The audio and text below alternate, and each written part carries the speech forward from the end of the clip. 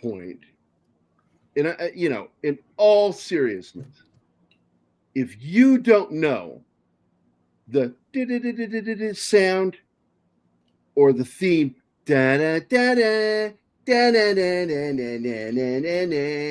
I'm not marrying you. I don't know it, so fuck off.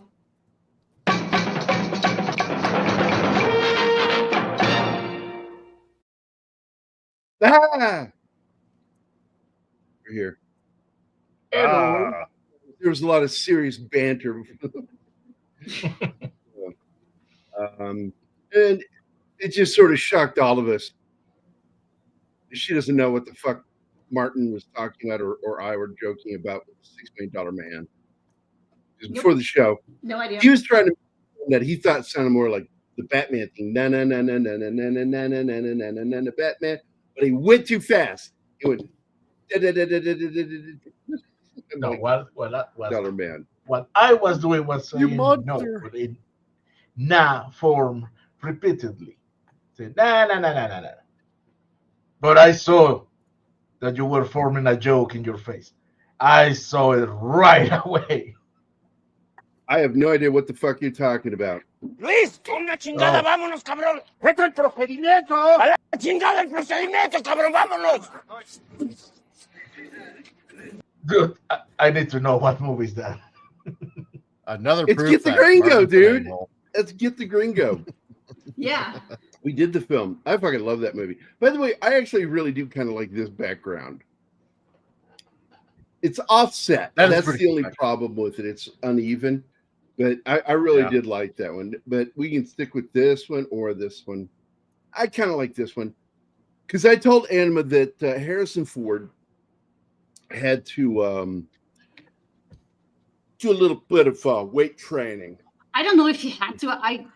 It's very likely that he wanted to. He stayed healthy anyway because he's an avid tennis player. As a lot of Hollywood. I think Sean Connery. Knowing that he would be without a shirt made him hit the gym. I don't know if Michael Caine played it, but I know Sean Connery did, and Sean's Michael Caine's best mate. So I don't know, but they play a lot of Nicholson plays tennis, or used to. Now he plays this game. It's called "Am I Jack Nicholson?" I don't know. Okay. Because word is he's having memory problems, which is sad. How old is he? 1.6 billion. I'm sorry. No, I've been told. Don't ask very serious questions. I've been told over 1 billion times not to exaggerate. Gambit. Wow, I love this sound. Vámonos, cabrones. Like that.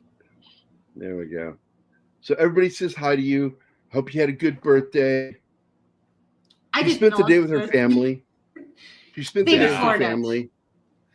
And it was very nice. She sent me a lot of photos. I'm not going to share them. Those are private. And my dad wanted to bring out the grill for the first time and invited me. And I was like, please don't do anything birthday related. Please don't. So everybody had plans anyway. It was just him, my stepmom, and myself. And it was really nice. They were so thoughtful. Sweet. They were so thoughtful of her request, they forgot it was her birthday. No, they didn't. But it's like they finally understand me because they apologized. Like, yeah, we delayed the planning and shit. And I was like, that's okay. What's that condition that people let's just have a get together before I move away. Where they take people literally. What is that called? Autism? Don't give me that. I took that test, Michael. I took that test. Yeah. And did you? It's like, yeah, I've taken multiple tests and I always test high on it. And so I took another one that's closer to the actual one you take, which is similar to the one that I had Anima take. And it says 0 through 11, you're good to go. 12 through 25, you are mildly on the spectrum. Right. 25 to 50, you're bordering on extremely high level of in the spectrum. I scored a 34. And I'm like, oh shit. So we're sitting there and I don't know what it was. because I think I just talked about my daughter Zoe, because she went through a terrible breakup this week, and it got ugly, and I feel bad because I really did like her boyfriend, and Right. but I don't like what happened, and so I agreed that she needed to go, and so now she's got a roommate. She's doing great, and I love this too because when she breaks up with somebody, she calls me all the time. I sound like that Eddie Murphy song. So you were, Hello, baby. so Call me suddenly parties I all am the time. relevant again. Yeah, I know. And she kept me on the phone like almost 2 hours the first phone call. And then she did the same thing. Both phone calls at one point or another, she drops the phone facing me on her bed, and she's on her bed like a teenager again. And I'm looking up her nostrils because the phone's lower, and I'm looking at her nose. And I don't know how it is, because man, when you meet my daughter, you're like, that's Gary's daughter. I mean, she has the look, she has the wicked He looks sense of way humor. better than you, Gary. Who are you trying to kid? But let me finish my fucking statement. I don't know how she can look and be so much like me, and 34, be right? such an improvement and be really beautiful, because she's so gorgeous. And I'm like, how can you look like me and be gorgeous? I don't understand that. Because if you put me in drag, it would be horrifying. Oh, I had we know. Well, I had a gay friend who wrote what his nightmare was on a little note for a game called Nightmare. And at the end of the game, we pull out all the notes, we get to read them. Like what was so and so's nightmare? And Ben Hendy's nightmare was Gary Gay. And I thought that was fucking hilarious. He thought it was scary if I was a gay man. Yes, one of my favorite things, Country Shape Media, who is my favorite avatar, Karima Shukdide. I love it when he says it in the movie. And this is another true thing about my kids. Benjamin, if I put that album on, the soundtrack to Indiana Jones and the Temple of Doom, and it got to the Molaram scene, he would start crying. The music Really? for that scene scared the shit out of my son, Ben. Wow. And Yeah, he's we're just that talking way. 2 years old. So Well, that's it is kind of creepy. No, he was a Yeah. year old when this One came year, out. see? He was born in 83, and his movie came out in 84. When I went to see this, I went to see it with Jim Woodward, because Jim Woodward worked at the Spotsylvania Mall movie cinema.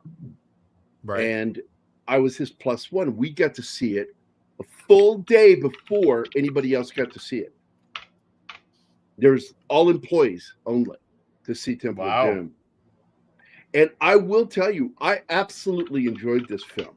I had problems with it, but I really did enjoy the film. I thought, and now I understand, because Spielberg said it, his heart wasn't in this movie. This is not his movie. And that's why it's got all the dark shit in it. And he was going through a tough time with Amy Irving in their marriage. And I think he was kind of lost in something else.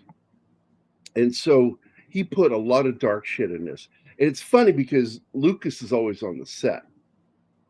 And yet, I just considered this not the best Indiana Jones. They went too It's far better. with so many things. Well, it's better than the one with the aliens. I will tell you that. Interdimensional creatures. Right. Right. It practically put the theme into that fucking movie. I was so annoyed with it. They were fucking aliens. But anyway, this movie had started the whole Indiana Jones ripoff genre. Yep. Because after this movie, we got Carter. What's his name?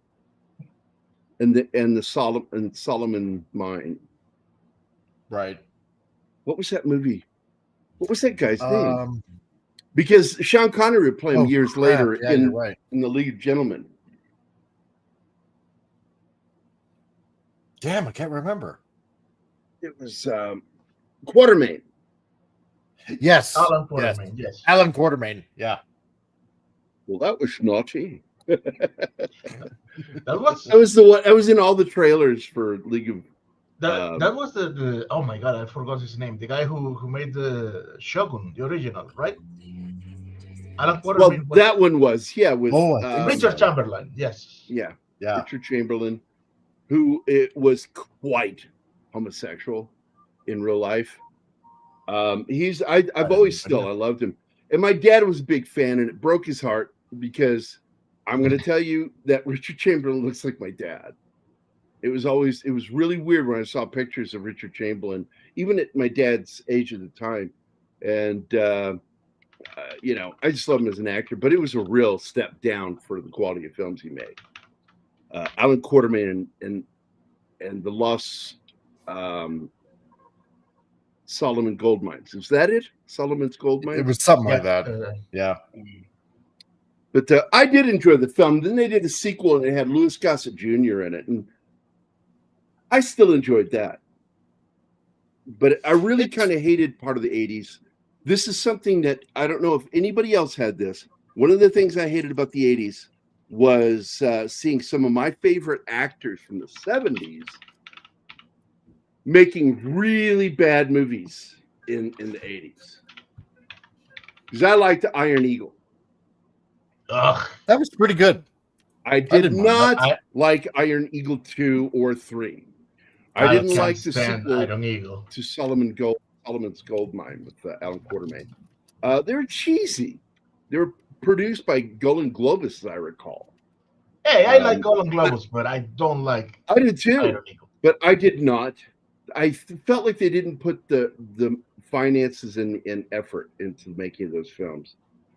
Into writing. But by the way, hi Sherry.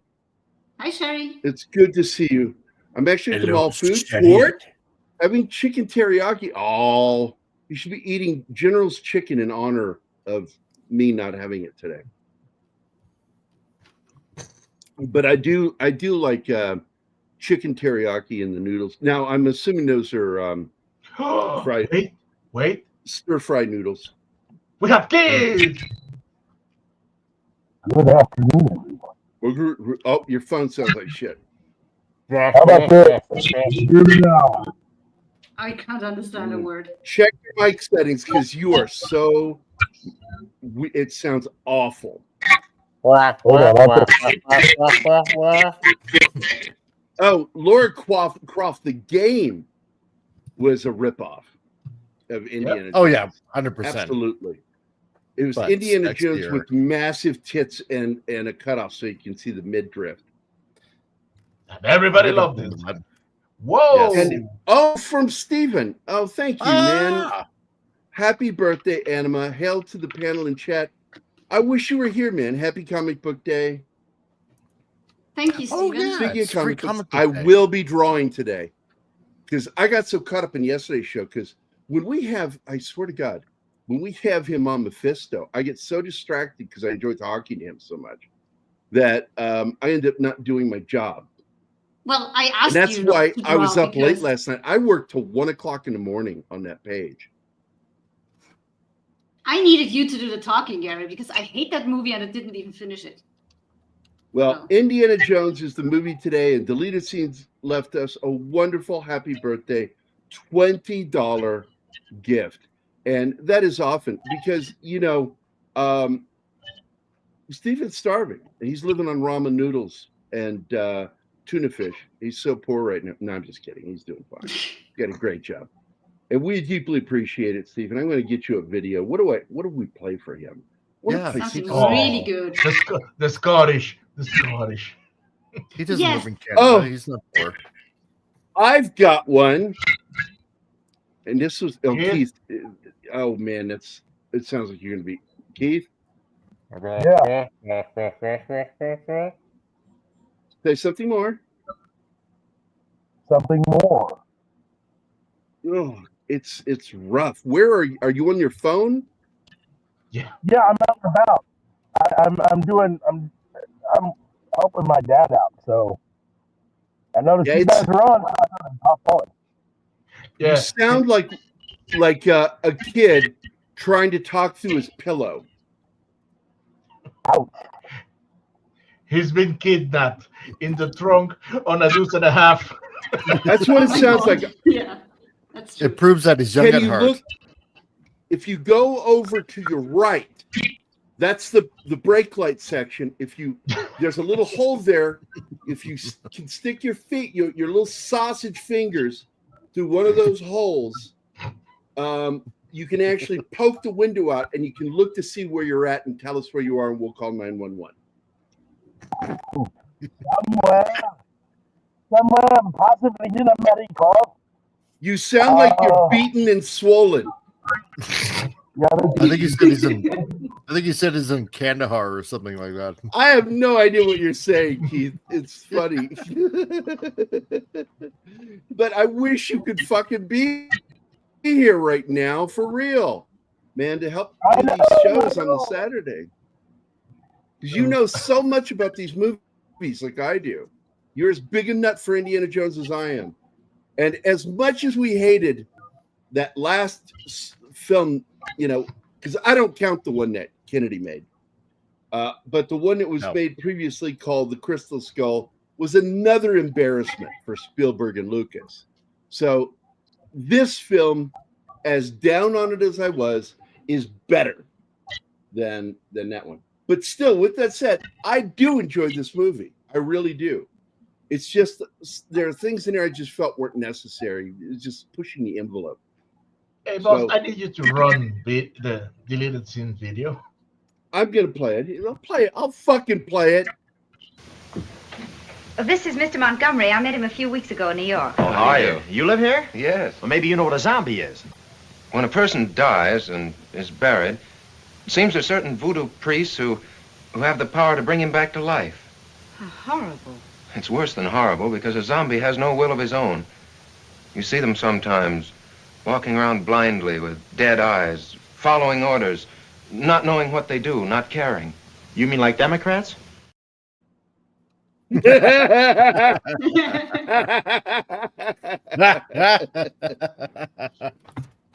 Oh, that's one more perfect. for you, Keith.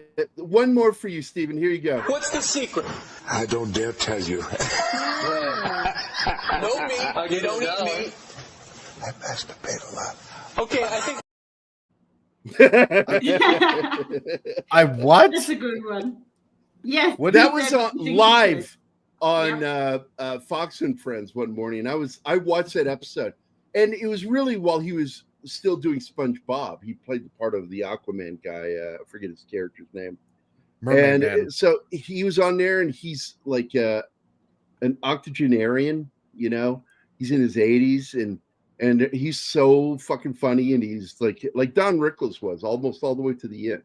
And Borgnine's on there, and he says, "Well, what's your secret? How do you say so energized?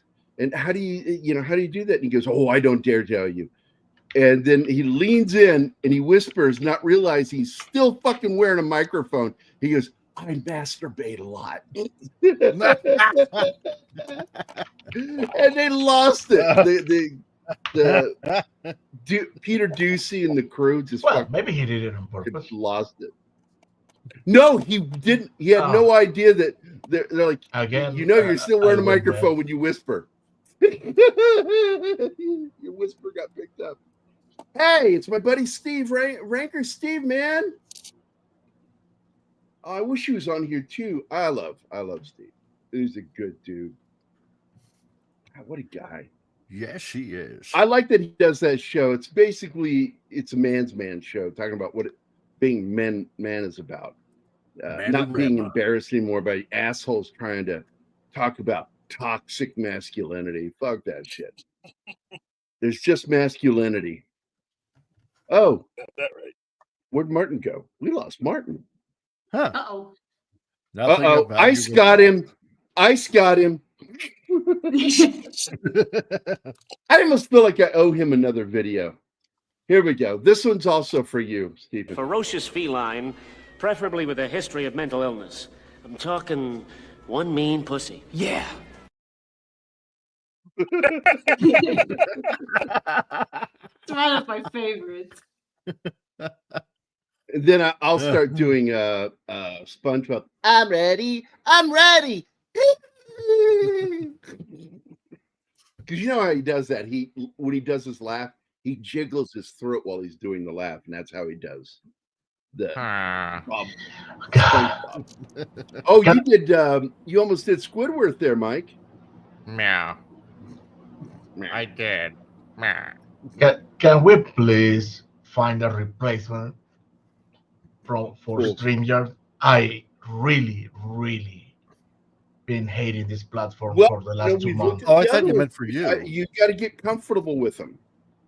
You should practice with them first. I mean, we'll eventually have to find one when they get more expensive in Mexico. Right.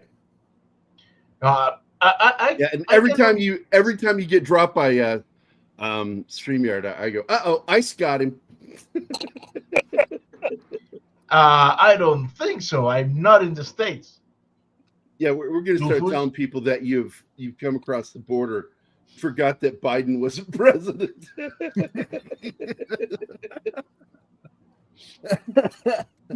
Wow. Oh, God. Yeah, you sound better. I can hear you now. My reaction too, but with more gusto. Has Keith watched Rust yet or Thunderbolts? I just wanted to say thank you to Sherry.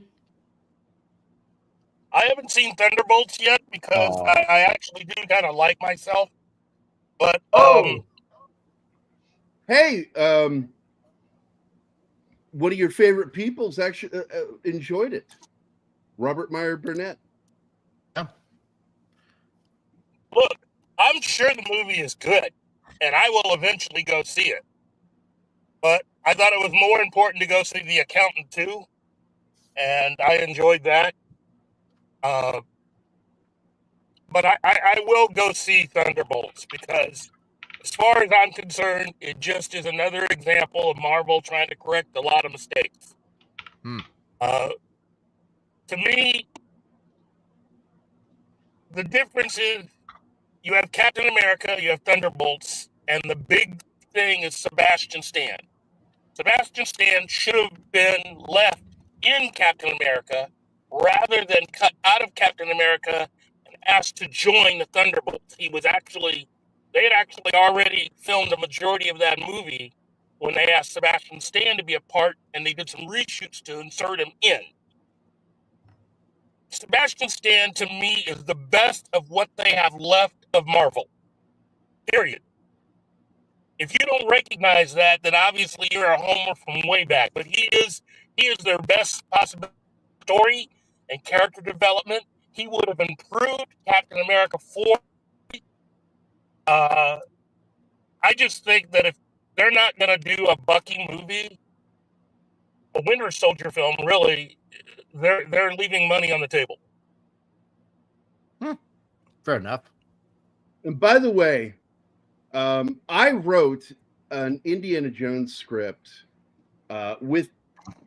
I wrote the full synopsis with dialogue and all that shit, and Tom Waltz was going to write the script with me to really flesh it out.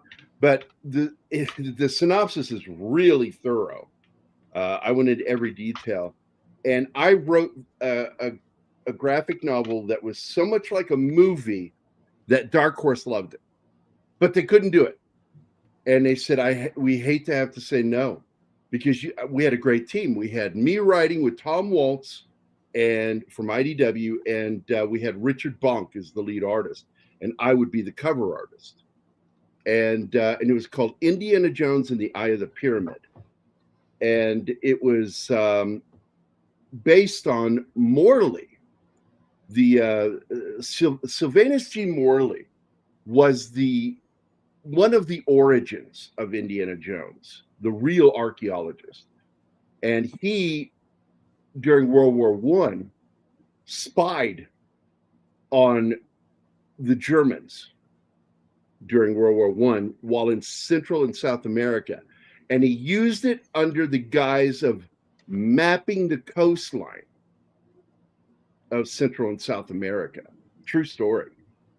And he was quite the adventurer himself. And at the same time, he was a collegiate, and very intelligent, wrote some great works about archaeology. And again, he was loosely based on him.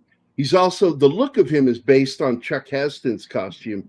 What was that movie called, Keith? Do you remember the movie I'm talking about? The Greatest Show on Earth? No. The later one that Heston did where he's an adventurer.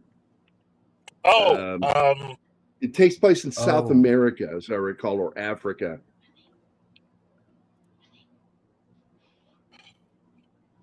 I'll find it because it's one of those films that just doesn't stay in my fucking head for some reason. Well, I know the leather jacket. Indy's leather jacket. He had the leather jacket and he wore a fedora. Yeah, well, that's also the Greatest Show on Earth. Well, he wore a fedora in that, but that's not where it came from. It came from, I've got to go all the way back to the 50s. What was that movie called? It was a low budget was it The Naked Jungle or The Secret of the Incas? Let me take a look.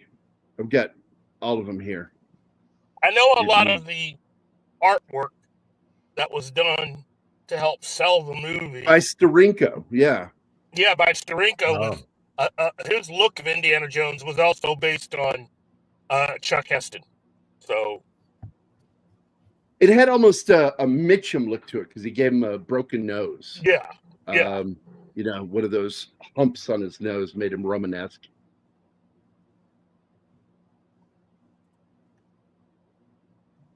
They just don't make movie stars like that anymore. Yeah, by the way, I watched him a little clip of him on SNL back in the 80s where he comes on and he falls asleep in the studio. And when he wakes up, it's 1,000 years later and the show's still going on. He goes, "Why didn't anybody wake me up?" Great line. And all of a sudden, the entire cast and crew are apes. Wow. Do you remember this? Does anybody else remember this episode? Because I watched it. I don't think I've seen that one. Not really.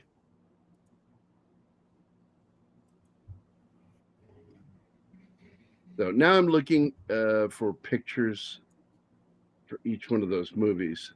No, it was The Secret of the Incas. Here it is. Okay. I mean, boy, oh boy, Indiana Jones. This is crazy. So let me share my screen here. Better share my screen. I like this scene a lot, by the way. I love the whole dance routine. And by the way, when they go into the Dragon's Head and go into the big stage where you see them dancing, which is weird, it made no sense for where they're at. Yeah. But he always wanted to do a Busby Berkeley dance scene. And if you guys don't know who Busby Berkeley is, go look it up. I'm not going to fucking tell you everything. Jesus Christ, educate yourself, you goddamn heathens. So Busby Berkeley was one of those great movie dance guys, and he would stage these great elaborate dance scenes with women. It was incredible. But anyway, so when they were doing that scene, it got interrupted because on the other side of the wall there at the studio was that underground dungeon area with the lowering ceiling and the spikes and all the insects. And some of the insects got through and went into this and started, all you heard was screaming girls. Oh, that's funny. These fucking gruesome insects. They had thousands of them. Oh, yeah. Yep. I had heard somewhere that one of the dancing girls was actually Kathleen Kennedy. I don't know if that's true or not. Yeah, I had heard that somewhere. Yeah, I can't quite imagine that. And yeah, absolutely. She's a Texas girl. She's built like a Texas girl. And Spielberg can try to deny it all he wants to. I know he was banging that shit during the show, the making of this film, and because he was still married. Yeah, he was still with Amy Irving. And there are photos, behind the scene photos, where they're just a little too friendly. Wasn't he going through divorce already? No, not yet. That was coming. This is why there was a lot of backlash against Spielberg back after this film came out, because he's all of a sudden he's with the lead actress from this film, and Amy is out. And she was a good actress. She was very pretty. She had crazy. He and Amy, even after they got divorced, were still friendly because they had their name Max. Children. Yeah. But Amy ended up becoming the singing voice of Jessica Rabbit and Roger Rabbit, which was produced by Spielberg. Oh, yeah. The whole idea of Kate Capshaw came about, and because Lucas wanted, what's her name back? I just forgot her name from the first movie. Yeah, Karen Allen. Karen Allen. He wanted Karen Allen, yeah. back. Spielberg wanted to make it more like James Bond, where he would have a different woman every film, and it was a whole new adventure. They followed the theme of how the stories were structured with Bond, because Bond always started with an opening scene. Yeah. And it was another adventure ending, and then a new one. So they followed the same thing. He wanted to make James Bond, and this was his James Bond. And so he wanted that. Lucas really didn't like it, really didn't like that idea. So Spielberg said, well, we'll make it as a prequel. So technically, the order of the films are Temple of Doom, Raiders of the Lost Ark, and then Last Crusade. Yeah. They're not the release order, which is one with people with OCD watch it in that order. But structurally, story-wise, this movie came before Raiders of the Lost Ark, which is weird because Harrison looks older. I don't know why. Also, you could tell how old the character is if you take the last two numbers of every year minus one. That's how old Indy actually is during that picture. The character, right. Yeah. So this is 1 year before Raiders. This is 1935, and Raiders was in 36. So 1935, So that means Indy's 34, even though Harrison Ford is close to 40 when he's making it. He's over 40 when he made this. He's 41 or 42. So I like this guy, and I feel bad for him because, I go into the great, what did he say? The great beyond. No, the great I go unknown. first. Yeah, I go first. And it's sad. And so I do like this movie a lot. I thought this opening was weird. They gave him a tuxedo because, once again, James Bond. They tried a little bit too hard, yeah. And, and they threw in some stuff like the name of the club is Club Obi-Wan. Yeah, I love that bit. Yes. I kind of like the fact that his friend, his Chinese friend that just died there, they kind of gave him a little bit of a tie-in to a LucasArts video game that came out sometime in the 90s. I can't exactly remember when, but they kind of tied in that video game into Temple of Doom as well, and that specific character as well. Got a question for you. Do you think that they would have done that in a movie in the early 2020s, back in the 20-teens? Indiana Jones punching a woman?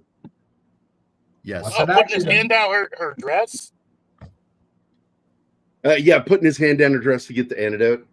Sure, why not? Hey, look, if you just found out you had poison and moments left to live, there's a lot of boundaries you crossed. And by the way, yes, Slasher Fred put it up there. Busby Berkeley had worked with Gold Diggers movies, Gold Diggers. And he also did, and I think somebody said it out there, that he worked on anything. Yeah, there it is. Gambit put it up there. The Busby Berkeley choreographed Anything Goes back in 36. And of course, this version is in Chinese. It's in Cantonese. Or I'm pretty sure it's Cantonese because Mandarin is closer to, it's more guttural than Cantonese.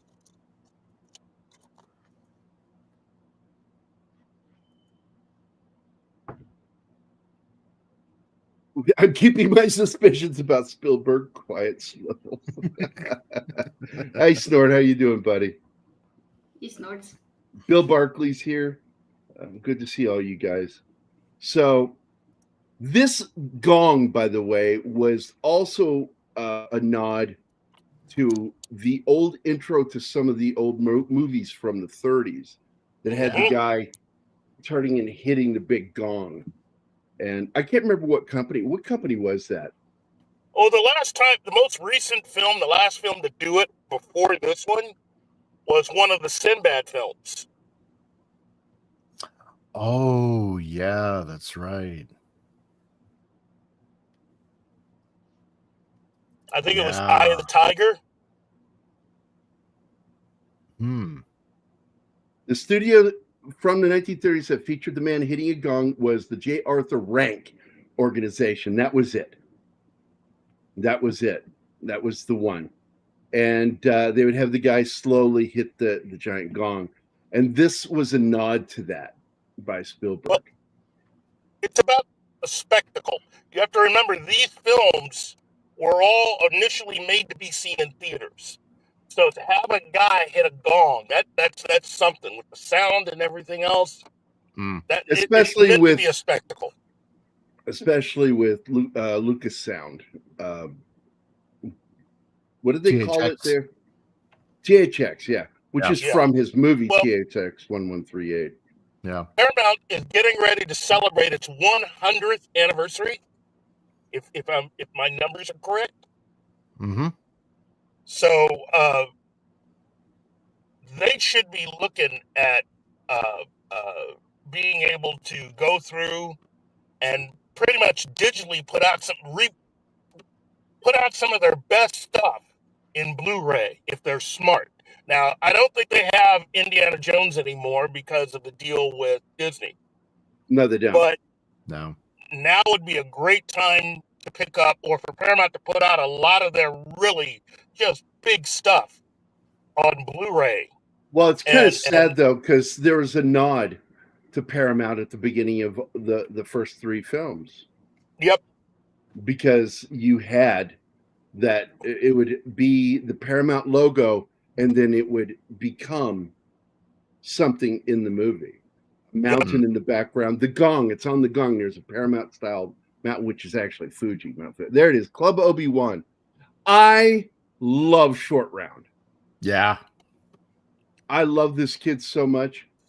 And one of the things Anna pointed out during this is just how annoying her character is in the story.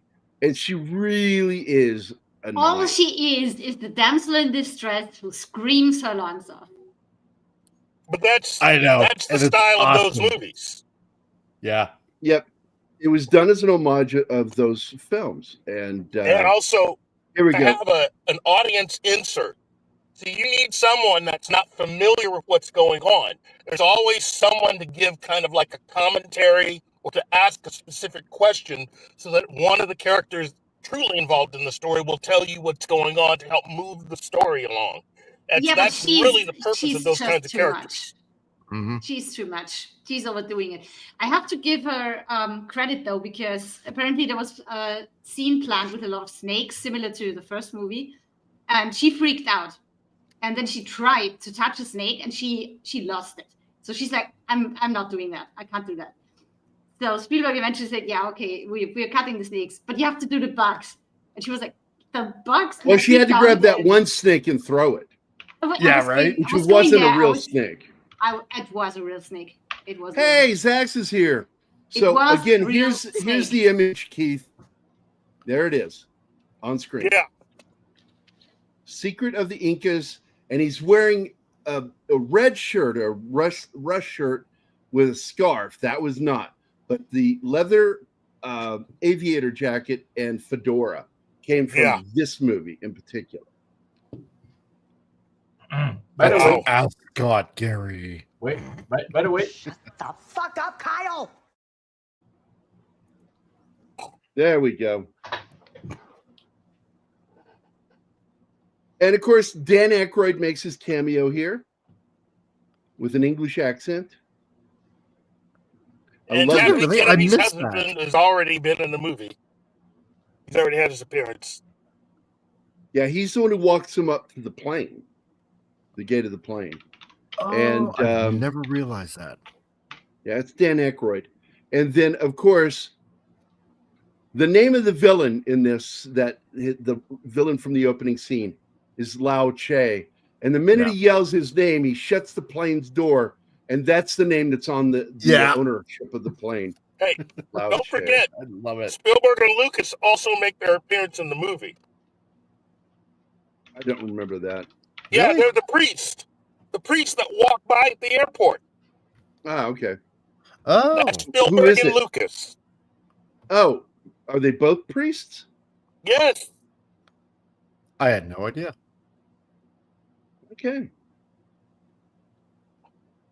Yeah, the way she just rants all the time and she was really kind of an annoying character. Yes, it's a nod to those old movies, but the fact is she's an annoying character. Yeah, when he shuts that portal door, it says Lao Che on it. There he goes. Nice try, Lao Che.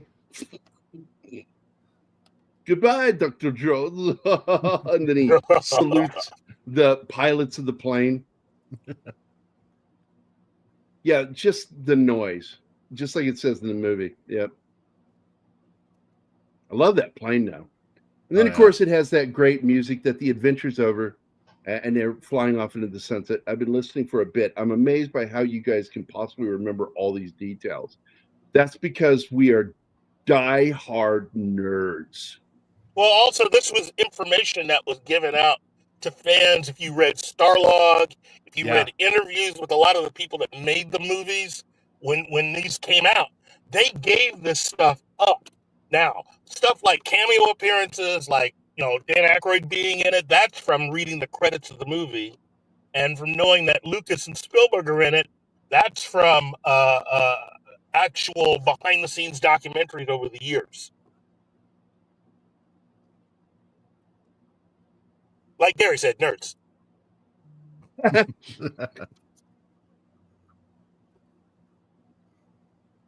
I gotta go, gentlemen. I gotta get back to helping. Okay. All right, buddy. Thanks for dropping in, man. Have fun, Keith. Good to see you. Okay. Missing you guys. Hey, Anima. Yeah. Happy birthday. Thank you. Happy Free Comic Book Day, everybody. See you. Woo! So, the film was directed by Steven Spielberg, but the screenplay was written by Willard Hayek and Gloria Katz. And it's based on the story created by George Lucas, even though I have doubts that he wrote much about it. It's the second installment in the Indiana Jones film series, and instead of a sequel, it's a prequel. That's because Spielberg wanted to go with a different woman in the story and be more like James Bond. And it's got a great cast. I love Amrish Puri. That guy is so good as the villain.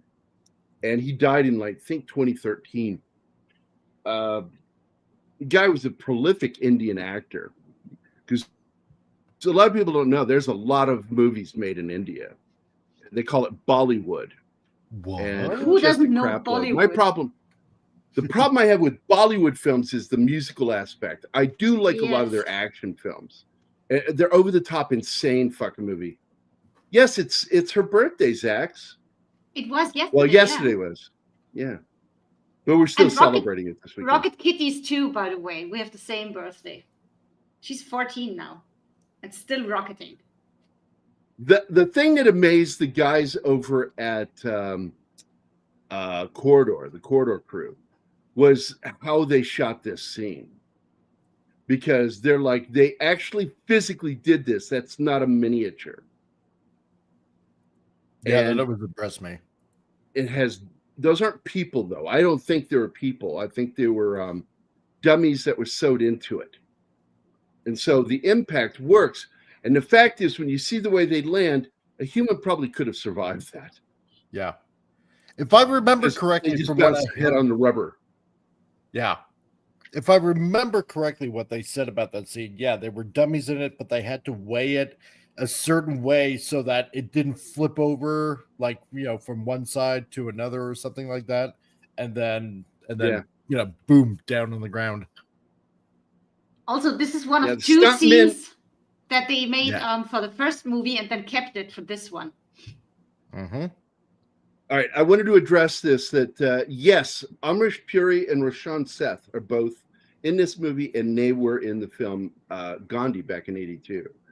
And it's amazing because I like Roshan Seth.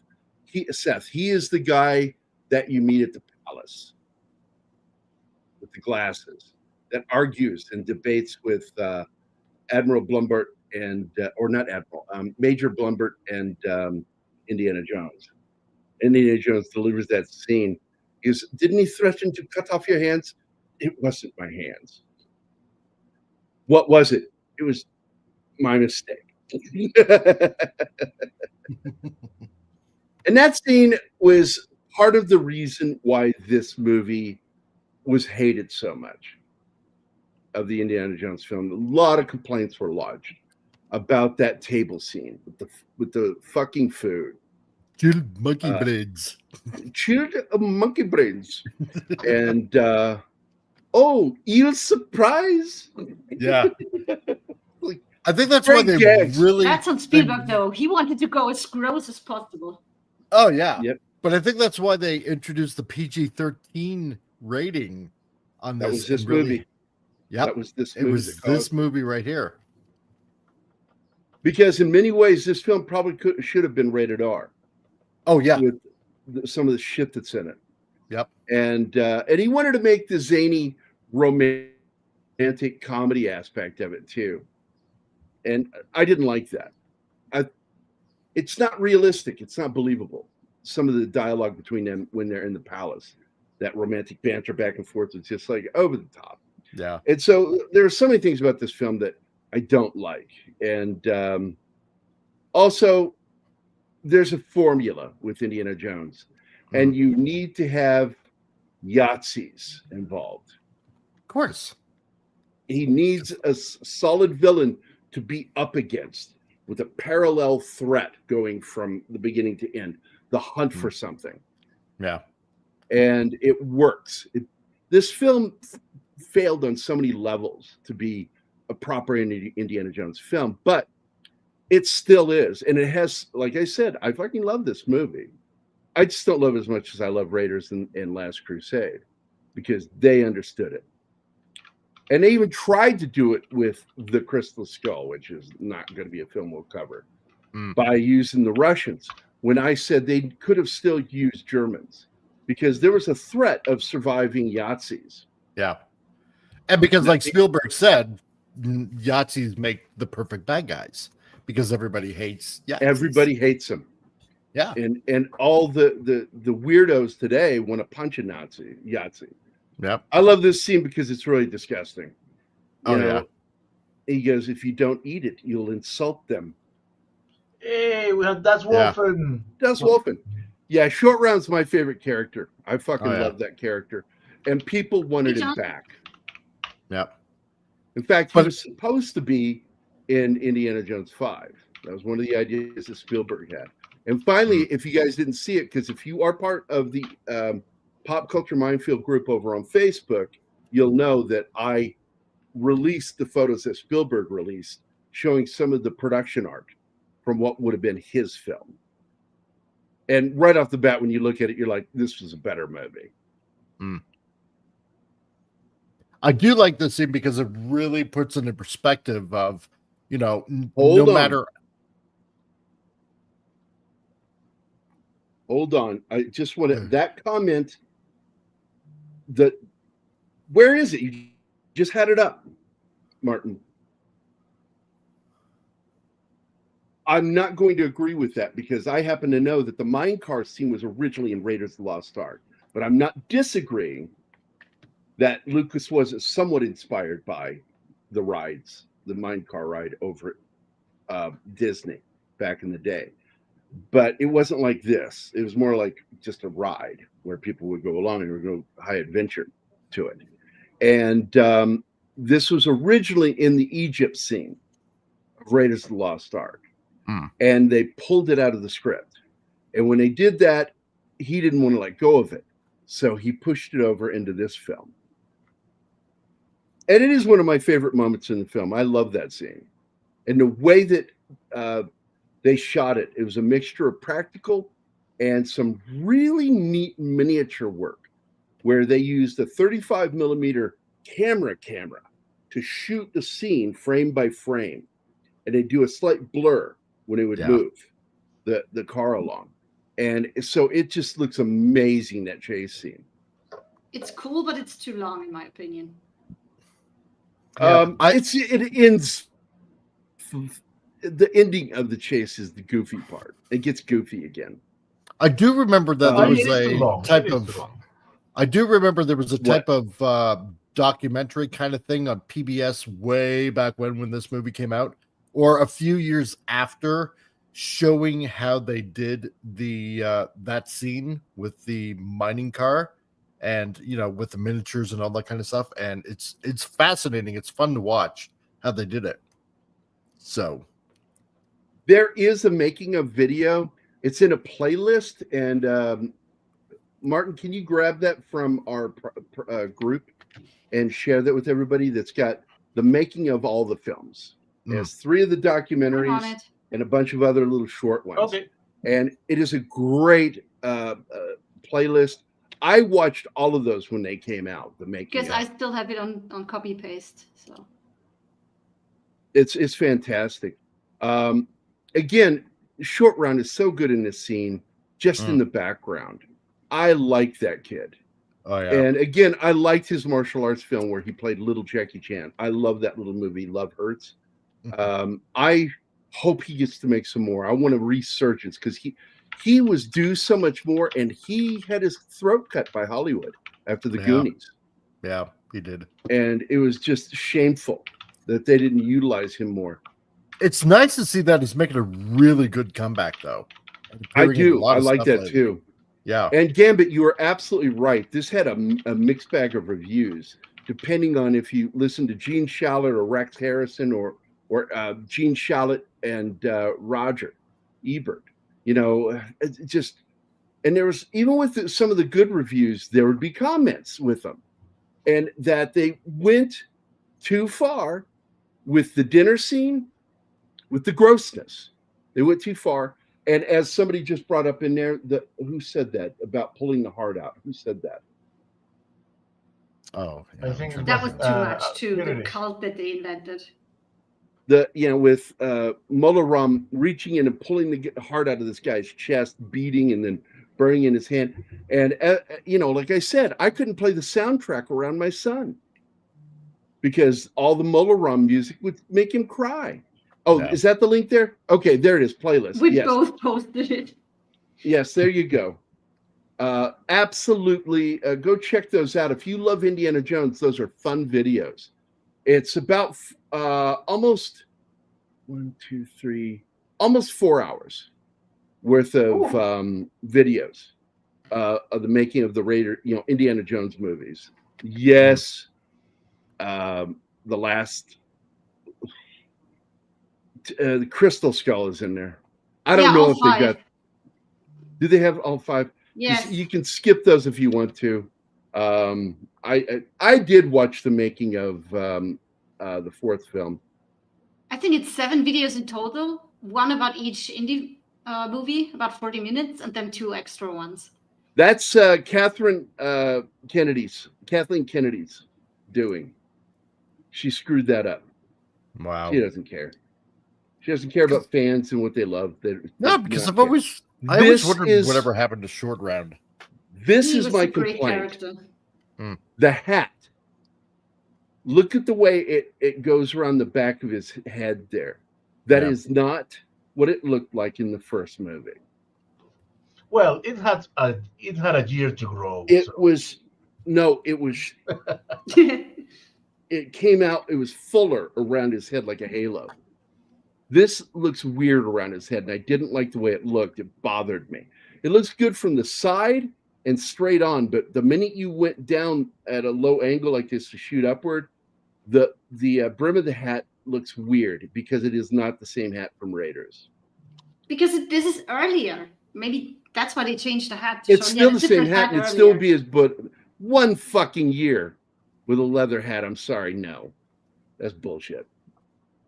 Well, the hat was young. I like this scene because this scene echoes so many scenes from adventure films from that period of the hero outside at night, leaning against the post, looking out at a village or a city or a town, or at the ruins of something. It's just, I really liked that. This stuff there's so much good stuff in this film, despite the bad stuff. I also love the children's crusade part of it, where even though when you see them overthrow the guards, you realize there's nothing that Indiana did that made that possible. Yeah. They just did it. And it's like, they could have done it at any time because there were more of them than there were of the guards.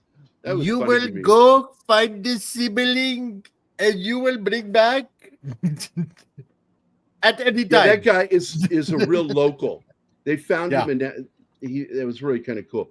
I think India is supposedly wearing the same hat since 1912. Yes, he is. Yep. And that hat would not look like that in 1935. And that was what bothered, because I'm a continuity guy. I'm like really into visual continuity. So this is what got him injured in the film. At least he is positive that's what caused it. Yeah, because you're sitting right on the muscles and it's just shaking you constantly. And it's also an up and down movement where you compress the spine with every step. And he ended up having what's it called, where the discs stick out. And it was so bad that they had to herniation. Thank you. He had a massive herniation of some of his discs, and not one, multiple. And it was so bad, it was reported in the news at the time that his back was broken. But that's not what happened. It wasn't a fracture, but it's so bad he had to have surgery. And they flew him, and he was gone for 6 weeks in Los Angeles to get his spine worked on. And he came back, and he still muscled through this. I love how she just puts this perfume on people. Anything she thinks stinks, and she just douses her perfume on it. What a bitch. Can I say something about the priest? The priest that they found in the cave, who tells them what happened to the people because the stone was stolen. He was a real local, and he didn't speak a word of English, so they had to feed him each line, and he would repeat. Well, it's also that made shooting really difficult. It's also the guy in the white robe that you must go to the banquet palace. A question there? Say the line again, Mike. I love the way you said it. You must go get the siblings and bring back now, maybe not later, but now. Yeah, and the way you said siblings, I was like, what did he say? Is that like a religious thing? Sivalinga. Oh, siblings. No, Sivalinga. Sivalinga. Sivalinga. Yeah, I know. By the way, it's like when Balaram says the line where he says, how does it the chant start? I always forget. Moloram Sudoram. And then he says the famous line, and at the end of it he says Shakti Day, and I'm like, Shakti Day? What the fuck is that? The real question here is that guy named Todd? Yeah. Hello, my name is Todd. I had a guy the other day that had to help me with something, and he said, my name is Doug. Like, you're not a Doug either. What may I do for your day? Oh my God, it's not. How you doing, VJ?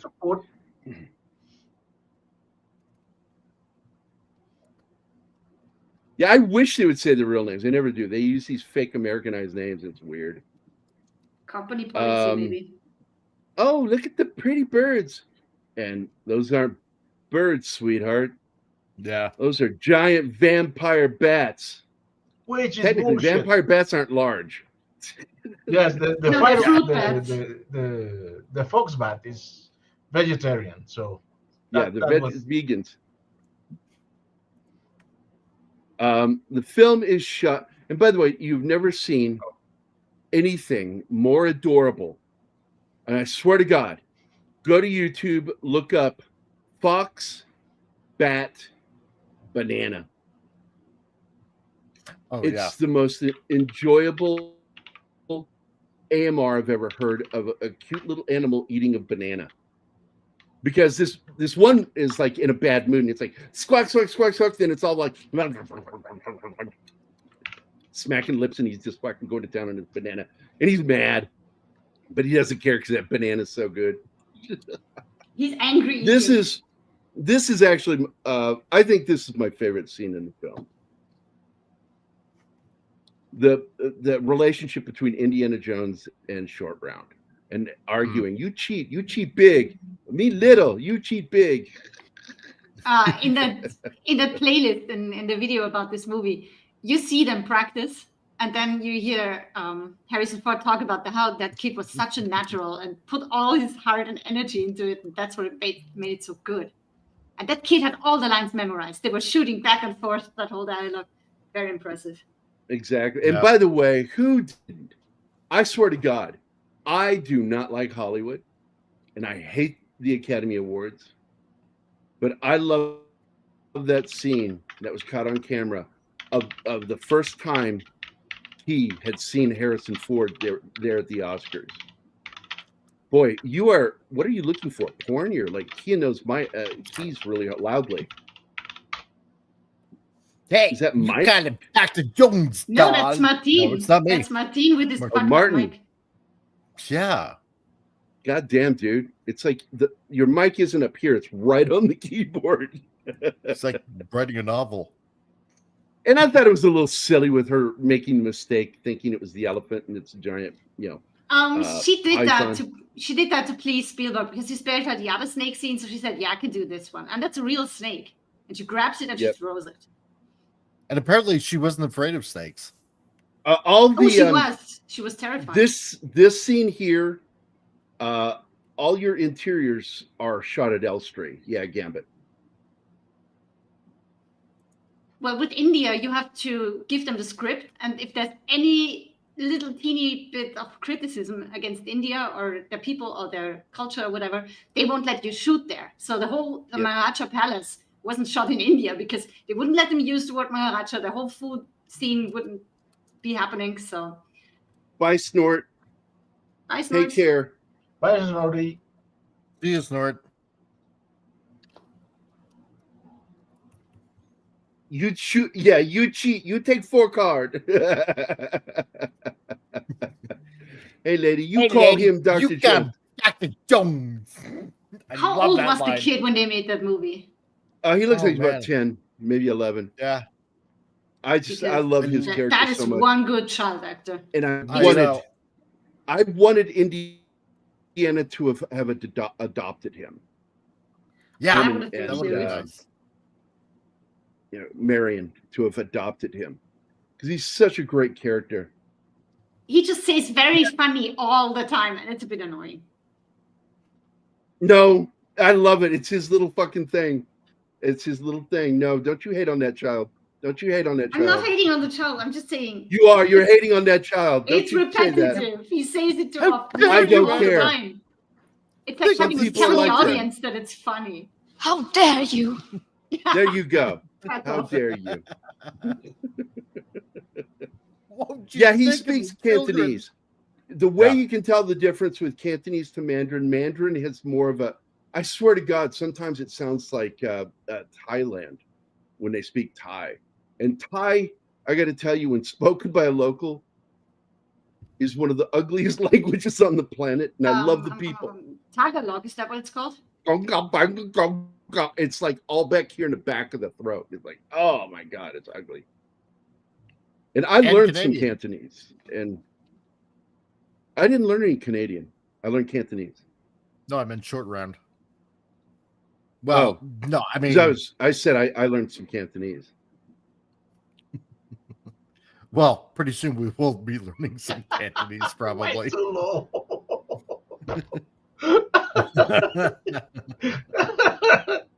Hey, Sander, did you ever read that book, 3 Tracks in a Song by Wei Hung Lo? Oh God. Look at this. Holy fuck. Makes me want to wang Chung tonight. And this scene always kind of reminded me. And by the way, that's not something you would have seen in India. And there was a subplot, and I'm pausing it here. I want to go back a beat to them coming up into these things. It's a callback right there to Raiders of the Lost Ark with these things. Yep. Scary statues. But this is something that would have come out of West Africa. And that is why you have the dolls in this, the voodoo dolls. Yeah. Because there was a sense in India. subplot to this that some of the people involved with this Thuggee cult are from West Africa. And they brought with them some of the elements of voodoo. And it was there was a scene between Major Blumbert and Indiana Jones where he's talking about this. And so it's because they come across these on their way to Pankot Palace. And so when he gets there to be able to talk to somebody, he explains how odd these statues are here because they don't really belong. Though this is from a cult out of West Africa. Kayarta or something like that, dolls is what it's called. Let me look it up real quick because I sent it to Anima yesterday. So I'll just go to our conversation. I'm sure it's in there somewhere. I'm just going through stuff. Okay. Krypa. Krypa. Krypa. That's it. There we go. Thank you. Krypa dolls. And by the way, the doll they use in that is made in the Krypa style. It's not like the dolls you see in other voodoo films. That's the way the West African voodoo dolls look. And but the weird thing is they don't explain that something from the person has to have been used to make it. And so that one was supposedly made from something that he was wearing or owned. And maybe his hair.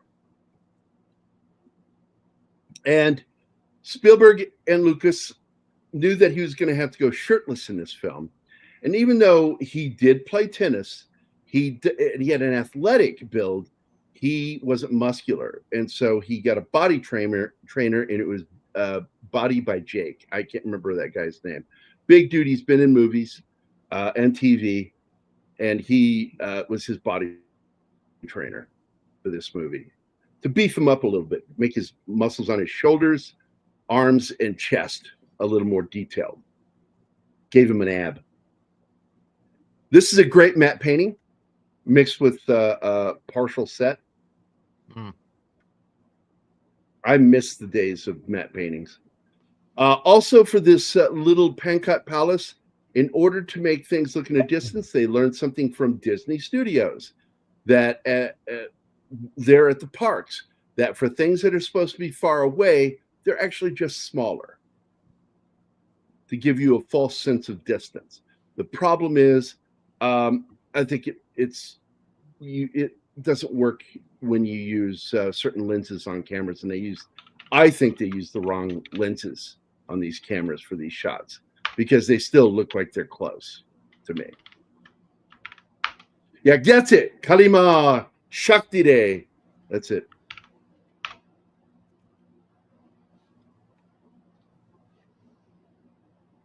Hi, Vetman's girl.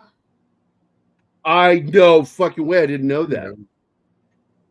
Great. So Raj Singh portrays Saddam Singh, the king, the adolescent Maharaja. His voice is dubbed by Katie Lee. Because and it's so true. Women do kids' voices in a lot of stuff. Yep. Cartoons. And again, see all that shit in the background? It looks like it's far away. It's not. Yes, forced perspective. And I talked about that a few weeks back, Sander. I don't know if you were here when I was doing it, explaining how forced perspective worked, because it was something Craig Edwards and I did when we were kids with our Super 8 cameras. And we'd have a rocket ship right up close to the camera on a bit of land that matches the background. And then we have a character way off in the distance walking up a ramp looking like they're going into the spaceship. Because we actually did that on a movie called, oh God, I forgot the name of the film we made.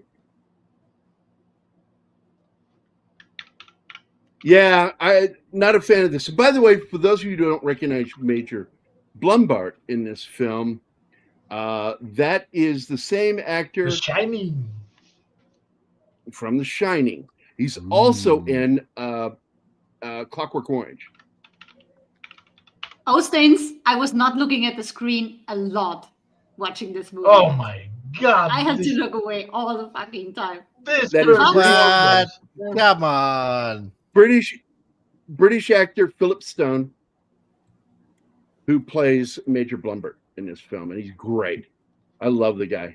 He is Grady in The Shining, in the bathroom scene where he spills something on his coat and he goes in the bathroom to clean it up. That weird red fucking bathroom.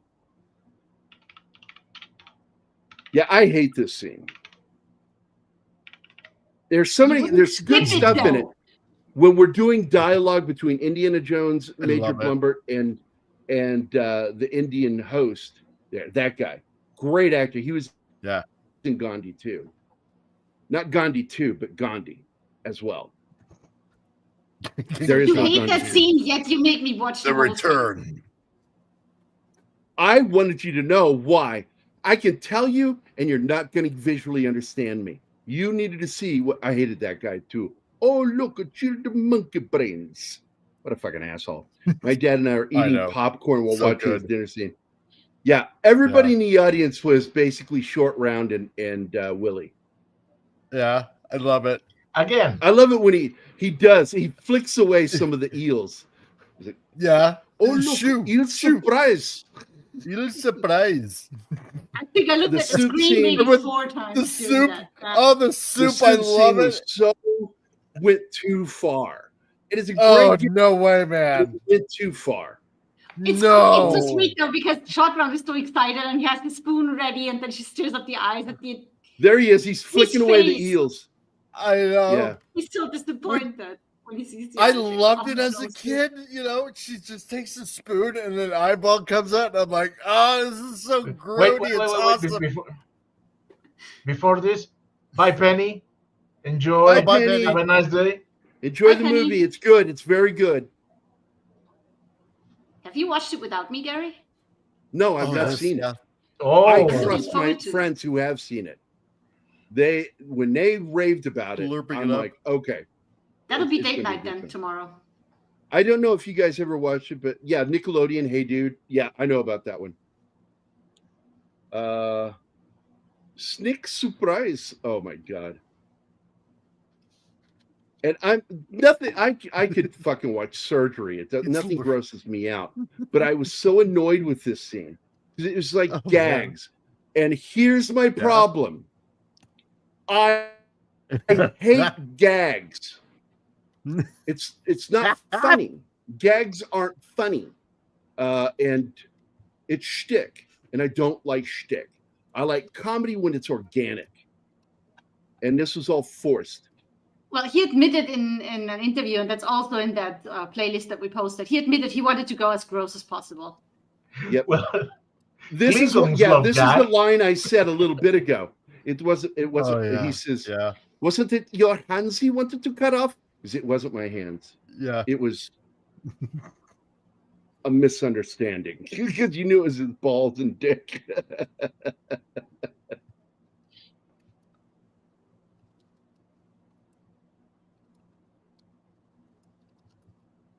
What's this? Speaking of Lao Che, Roy Chow, it was in Enter the Dragon. Yeah. Like that one scene. Give me your hat. Why? Because they're gonna throw up in it. That's comedy. That was funny. I love it. Oh yeah, that was hilarious. I just think they went over the top with trying to be gross, and it just kind of Bad. And he apologized for it later. In Rolling Stone, he did an interview right before the release of Last Crusade. And he says, this film is for the fans. It's my penance for making Temple of Doom. Because he really does disown Temple of Doom for what he did in it. Because he said, my heart wasn't in that movie. Yeah, Shield of Monkey Brains. And I'm like, come on, man. It's just too much. Also, nobody in India eats shit like that. Asia, maybe. Like you China, don't know that.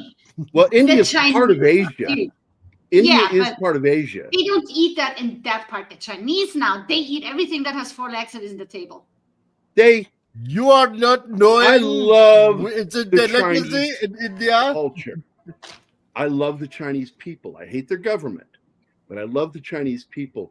But I swear to God, they and some of the Koreans and the fucking people from Thailand will eat anything that moves. That's not human. Yeah. And I'm against eating octopus.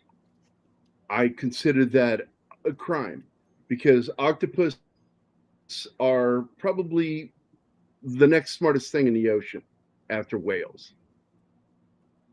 And they're incredibly intelligent. And I can't. Squid, they're fucking idiots.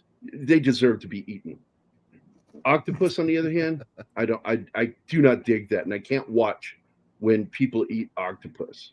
It grosses me out in the soul, like in the soul. Yeah, this is an intelligent being. By the way, if you want proof of alien existence on this planet, it's the octopus. Why? Because everything on this planet, mammal, reptilian, fowl, doesn't matter.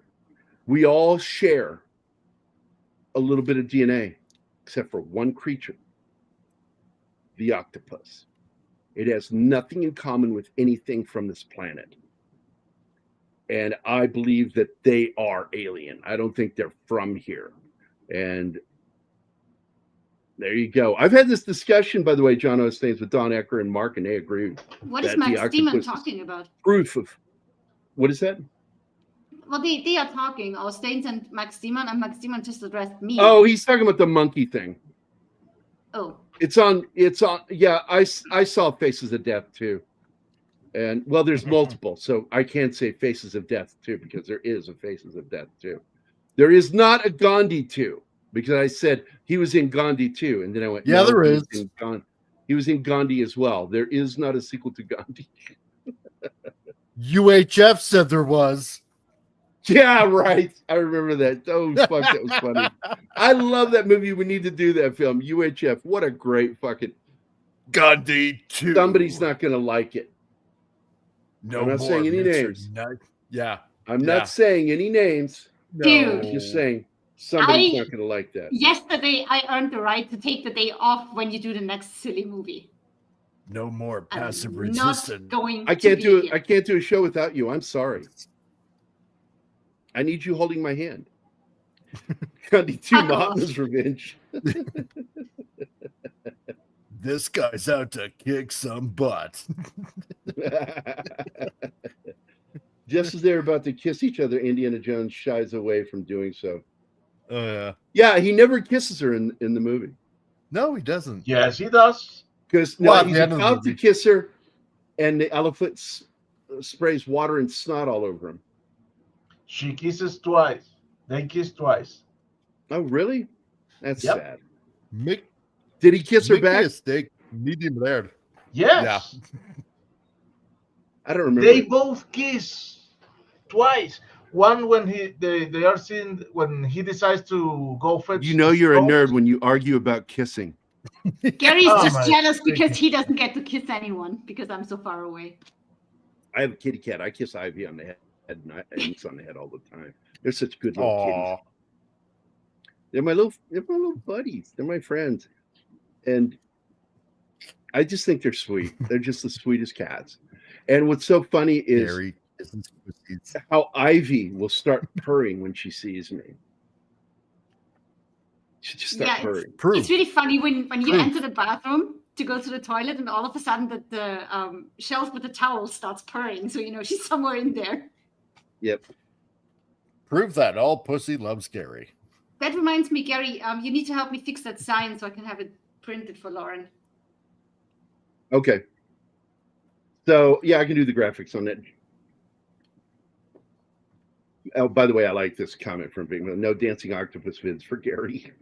No, I do watch the videos where there's a couple of video channels where they have octopus that they keep because they don't live very long. They have very short lives, but they're very intelligent and you can watch them figure shit out.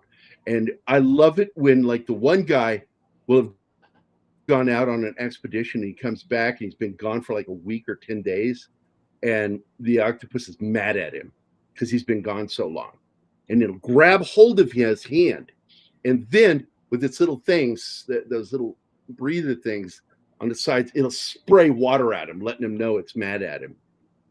I think that's great. They have personalities, man. These Yes. octopus. They also get bored. They get angry. They get bored. Oh, very bored. And I love how they challenge these things. Like they do little puzzles. You want that food? Here's a clam. It's inside of a box that you have to figure out how to open. She has a nice butt. I will tell you that. True. No complaints there. But if you have an And there's octopus nothing in a cuter tank, you in the need world have to a an guy octopus. than a girl laying on a bed like that talking to them. It's just, there's something just very sexy about that. Note to self: never lie on the bed on your belly and expose your ass to Gary. I love how the guy is just standing back there and ends up kind of blending in with that painting on the wall, the mural. And then just steps out and starts choking, which is, by the way, the popular way that the Thugi would strangle people. And that's where the word thug comes from. It doesn't come from the ghettos of America. The word thug is an old word used by the British to describe criminals. Thugs, violent criminals, not just criminals, violent criminals. Because of the Thugi cult. And I do like when he uses the whip on this guy right there. Oh, And yeah. ends He up in gets the tangled fan up and in the the guy fan. gets pulled up into the fan. Like those old fucking Bombay fans. Yeah, I believe that it could pull him up. They had like little motors that were based off of car motors. It was crazy. I love that when he goes into her room and she's been waiting for him to come and he starts looking under the bed. She thinks like he's playing this weird warm up or whatever before getting sexy, and he's just trying to make sure that nobody else is there to kill them. Yeah, and then she's like, "Be gentle." Yeah. I'm right here when he grabs the statue. Hey, I'm right here. Oh, Well, man. no, there was a cult, the Kali cult, and they did murder people. And they use kukris and knotted. I can't remember if it was leather or what they used. It was knotted to go over the Adam's apple so they could choke the person to death. They would either rob them and or use them for sacrifice.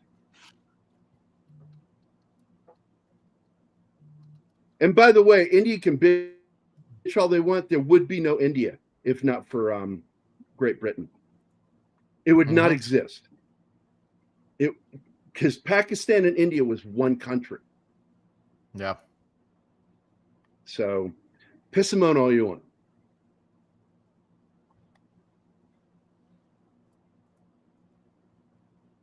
So again, another over-the-top thing with the insects.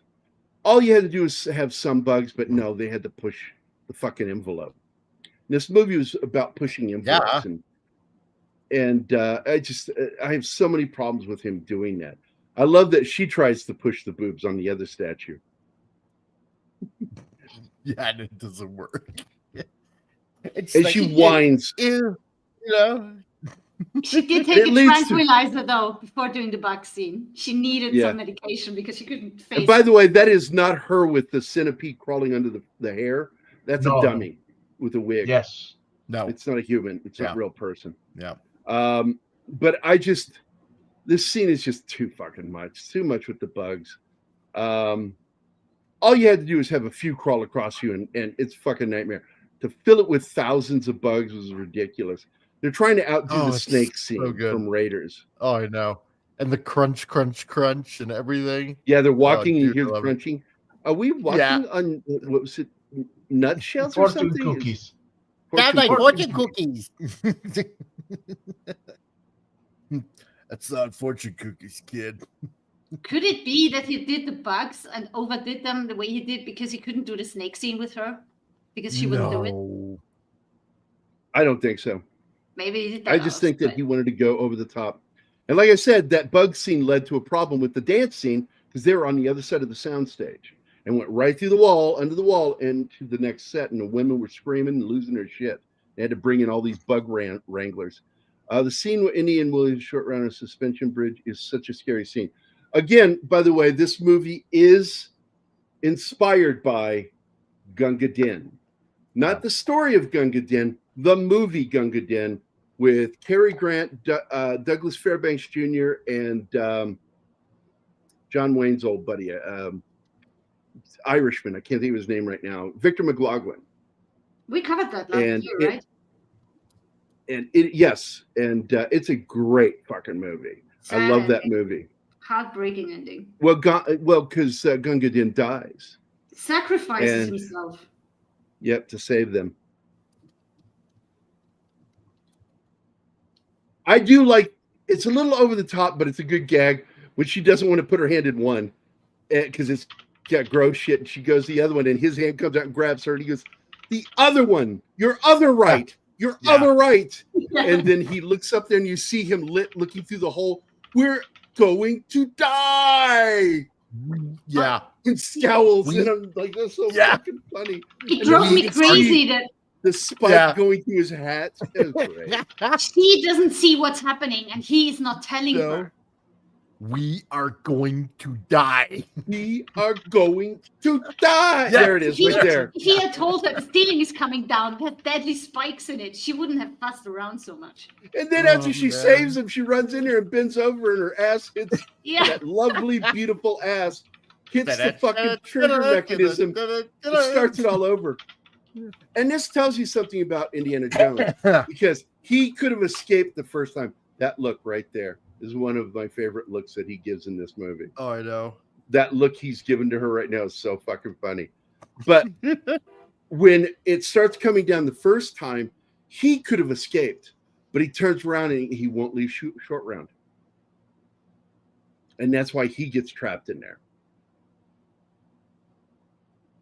And that's why it would have been lovely if he adopted the kid in the end. And I always thought he should have. I would have written it in there.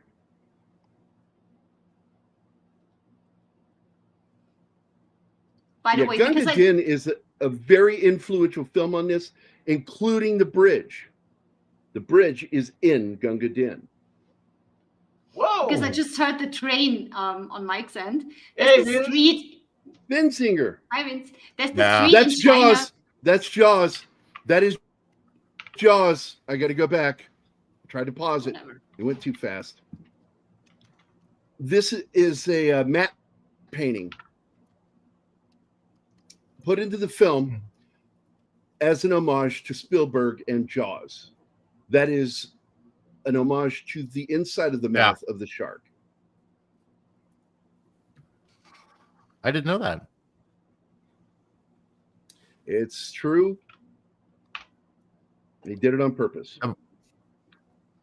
What were you saying, Vic Armstrong was for years Harrison Ford's stunt double. He also did Blade Runner and another Harrison Ford film, and I can't think of it right now. This is the scene that horrified my son. Just horrified him. My kid, Benjamin, was very sensitive to horror. Not like Zoe, who took to it and loved horror. Benjamin was the opposite. He was the kid that would cry if something was mildly scary. And boy, would he let me know that I fucked up, letting him see it. I like the lighting here. Once again, the name was brought up earlier. Slocum, Douglas Slocum, was the director of photography for this film. And his camera work on this is really good because somebody in the chat, was it Gambit? Can't remember who it is, said that something about this. And he did a great job of making you forget this is a soundstage. Incredible lighting in this film. Because all of this is Elstree Studios. Now, if I may, this was the first Indiana Jones movie that I saw. Okay. And I was unaware, of course, that there are going to be supernatural elements. So it was a big surprise for me to see how the extraction of the heart, the closing of the wound, the guy still alive. I was not scared. I didn't find this scary at all, but I was fascinated with the supernatural elements. Yeah, me too. Yep. When I saw him reach in and grab his heart out, like, even though I was 12, I'm like, that just fascinated me, right? How they did that. Well, like, I wasn't even 10, Well, they did a reverse on the heart scene, because that was a mixture of silicone and latex, and they pulled it apart and then they reversed it to show the healing. It was really well done. Industrial Light and Magic really did their work on this. And yes, this is the scene Gambit that almost got an R rating and led to the PG-13. Yep. And for the PG-13, Steven Spielberg is why we have PG-13. Yep. Blame him. I think it's good that we have it, but the fact is what it is you should have two versions of R. You should have hard R and soft R. Right. Just like you have porn. You have soft porn and hardcore porn.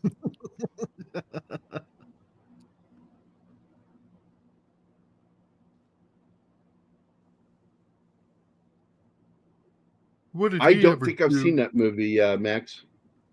I don't think I've seen that one. I'll have to look it up. And by the way, again, the big Indian in this scene that you see is wearing the Sikh-like turbans. That is Pat Roach. Pat Roach played the big thuggish. Where was that? Where was she at? Where was Marion at in the mountains? I forget, the Himalayas. So were they Indian again in that? Were they supposed to be Indian in that? No. In Raiders? Well, anyway, one of the locals that the Germans are using for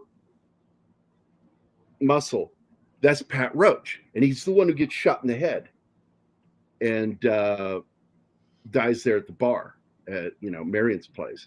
And he also plays the German, the bald German that Indy has to fight at the wing scene, the flying wing. And he is in all three of the first Indiana Jones films. And in this one, he plays the big, dangerous thuggy guard that beats the shit out of Indiana Jones. Because they always want somebody big that can fucking beat the shit out of. Indy has to be outmanned. He has to be up. He has to be the underdog for you to be able to root for him. Fritz Lang directed it.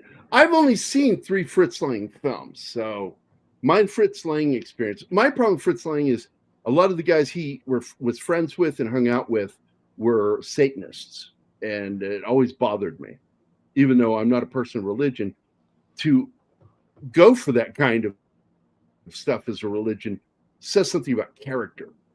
You don't want to be a better person. Nobody can be a Satanist and say that. I love that headgear he's wearing in this. That's crazy shit.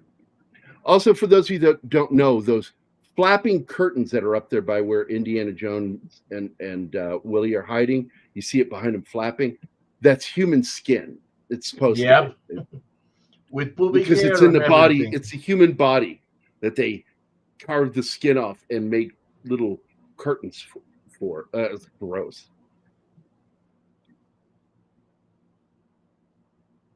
Also, this is the first use of realistic lava, where they used KY jelly with debris in it and lit it from beneath. Nobody had ever done that before this. KY jelly, really? Yeah. KY jelly is just water that's got like some thickener in it. The more Water-based. you know. Also, he's the minute you drop down there about 10 feet, you're dead. You wouldn't be able to breathe, and it would be cooking you. The heat doesn't stay down below; it goes up and heats up those walls.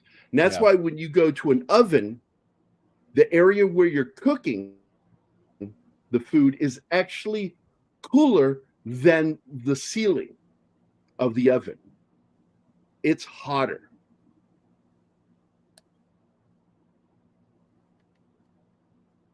Yeah, this scene in the chant and the drumming scared the shit out of my son. I love the Stones, the way they glow. They would wear a battery around their back that came up under their arm, up into their hand. So it was off camera as they held it and it would light up as they brought them together. That was a cool effect. And I always wanted those stones, all three of them. Not in a skull, though. I hate that. I think Gary Ambrosia makes them based Gary on the original. Is like one of the most amazing dudes I've ever met. I love that guy.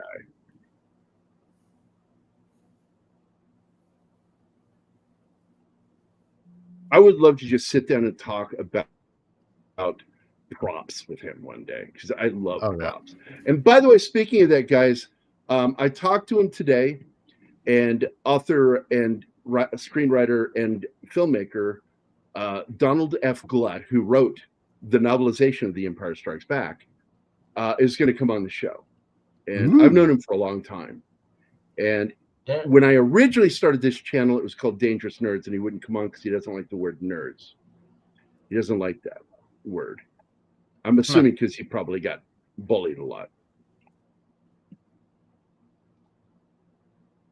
Yeah, I love this set, the entire sculpt around the set. It looks the elephant and the statue of Kali. But Kali in traditional is actually beautiful, the way she's sculpted. So I thought that was weird that they decided to do that. Again, the explanation of that was the West African. Yeah, the contamination. Contamination from another religion. That this was a mixture of the Kali cult and West African voodoo. For example, I know you don't like the movie, but in the League of Extraordinary Gentlemen, Nemo has a very beautiful statue of Kali. Yes, the one I'm talking about with the multi-arms. I got to tell you something, Tree Rock. And by the way, if you guys haven't checked out his video where he cleaned up some of the opening movie logos from NBC and ABC, go check that video out on Twitter. It's really fucking good. Great job, Tree Rock. Now, he said, well, there's this one that's on YouTube that's much better. I'm like, don't undersell yourself, dude. You did a great job on that. You absolutely impressed all of us. Script Doctor fucking loved it. And it's hard to impress Script Doctor. But anyway, I do love this scene. What was that I was getting ready to say about this? The nod to Star Wars. There's two nods to Star Wars in this. The scene with the collapsing ceiling is a nod to the trash compactor scene. Yeah, and not to mention the Obi-Wan. Yep. And I'm assuming, Tree Rock, that you're referring to the scene where they're going to torture him. Is that what you're talking about? What are you referring to, Tree Rock? Quickly. I don't have all day, dude. Type it. See the skin? Yep. With pubic hair. It's pretty fucking gross when you look at it and see the light. Yes, it is. I noticed last night on 4K. I was, those are people. By the way, Anima hates this scene. Like a lot. She hated the ripping out of the heart on the guy. and she hated the unrealistic way that they have her being taken down and then brought up and then dropped again during the fight scene. She hated all of that. That's the There part he that is. I had no problem with the heart. It just didn't make sense to give them the cult that is so satanistic. That was just too much. And I want to go back to this so everybody can see. This is Pat Roach, and he's a tough-looking dude. He was your typical British boxer. It looks like he made his living as a fighter or something. I swear to God.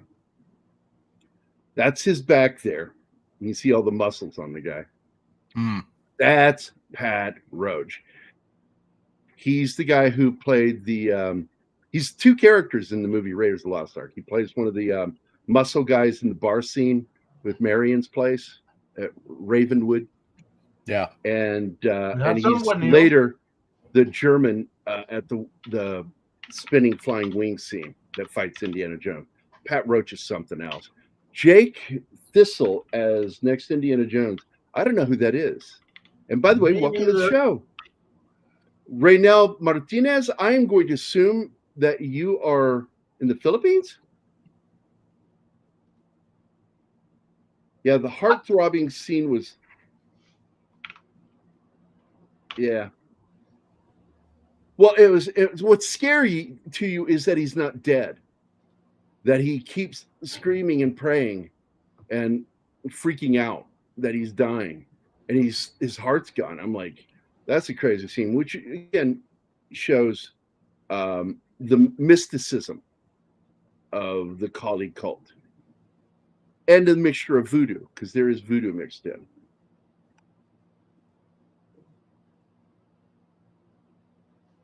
Yeah, this scene up in the cage.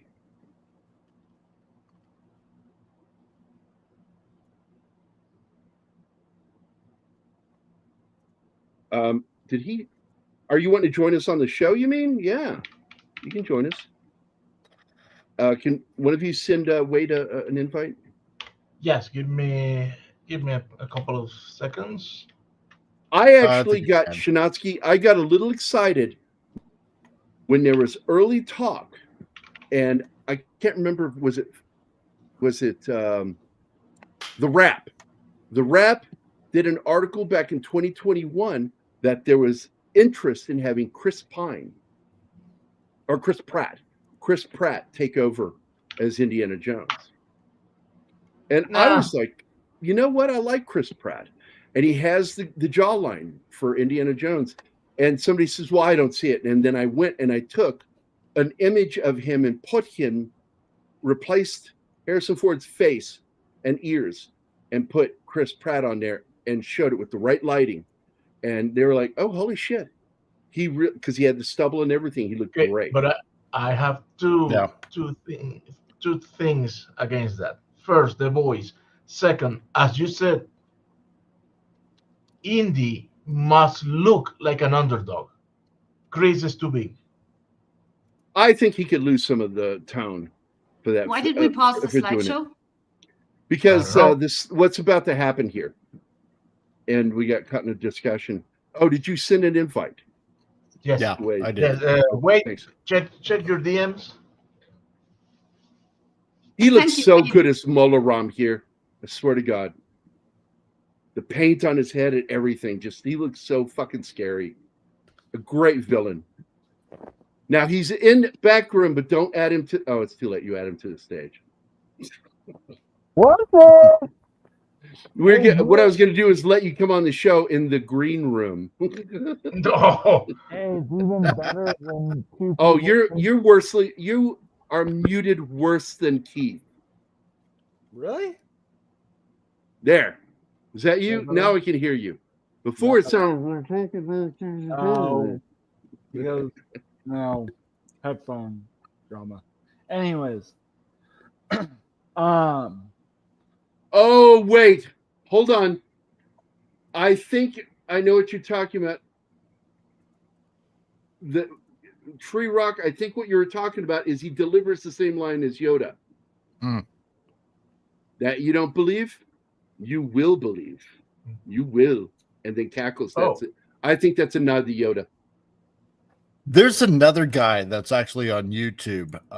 He's a cousin of a friend of mine, Jamie Costa. I put the link in the private chat.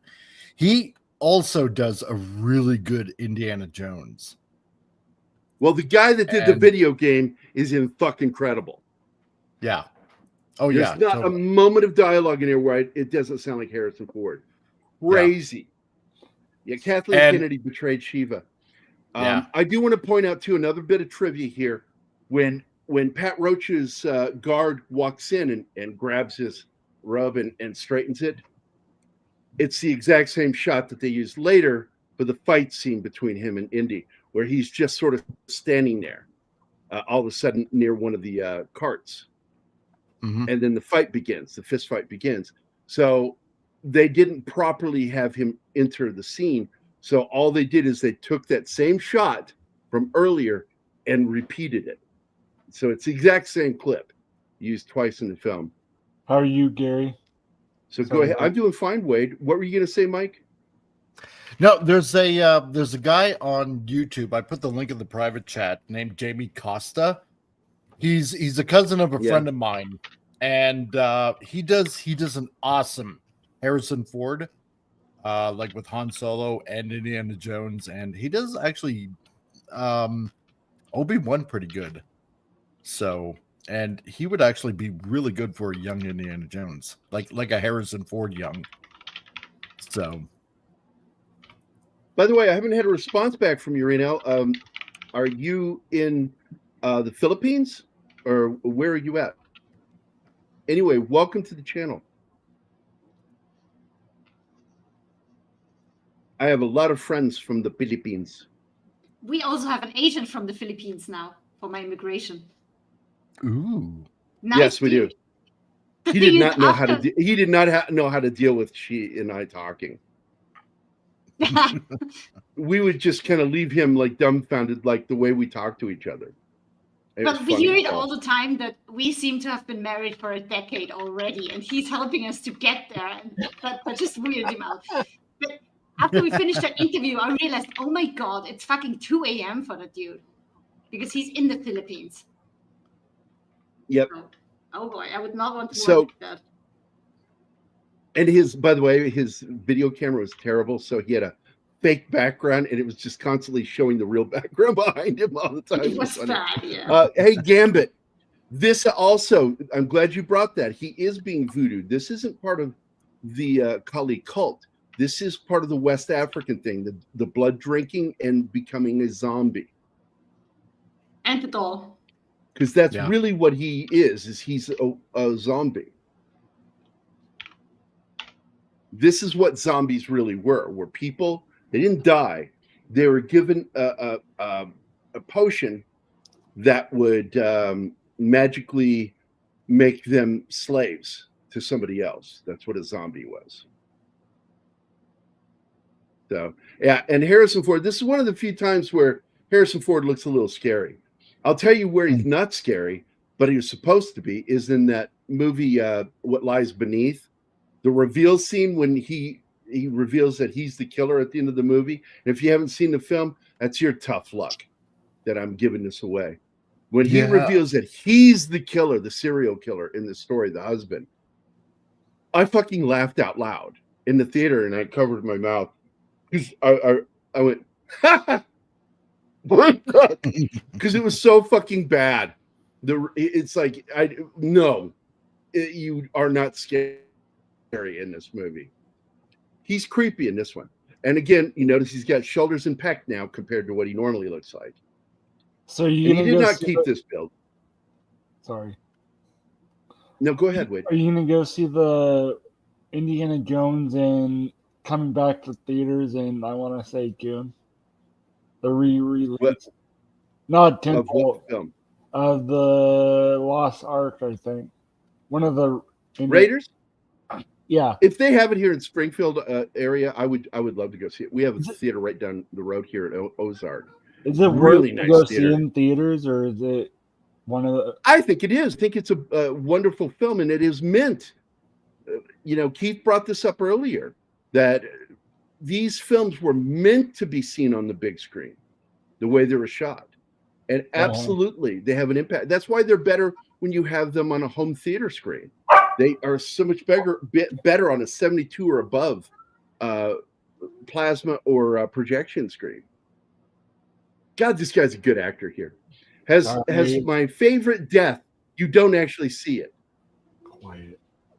You see him get thrown into the thing and it crushes him, but he's still alive. And then all of a sudden later, he's dead. Because Indiana walked over there and beat him to fucking death. They cut it out. Or shot him. Yeah.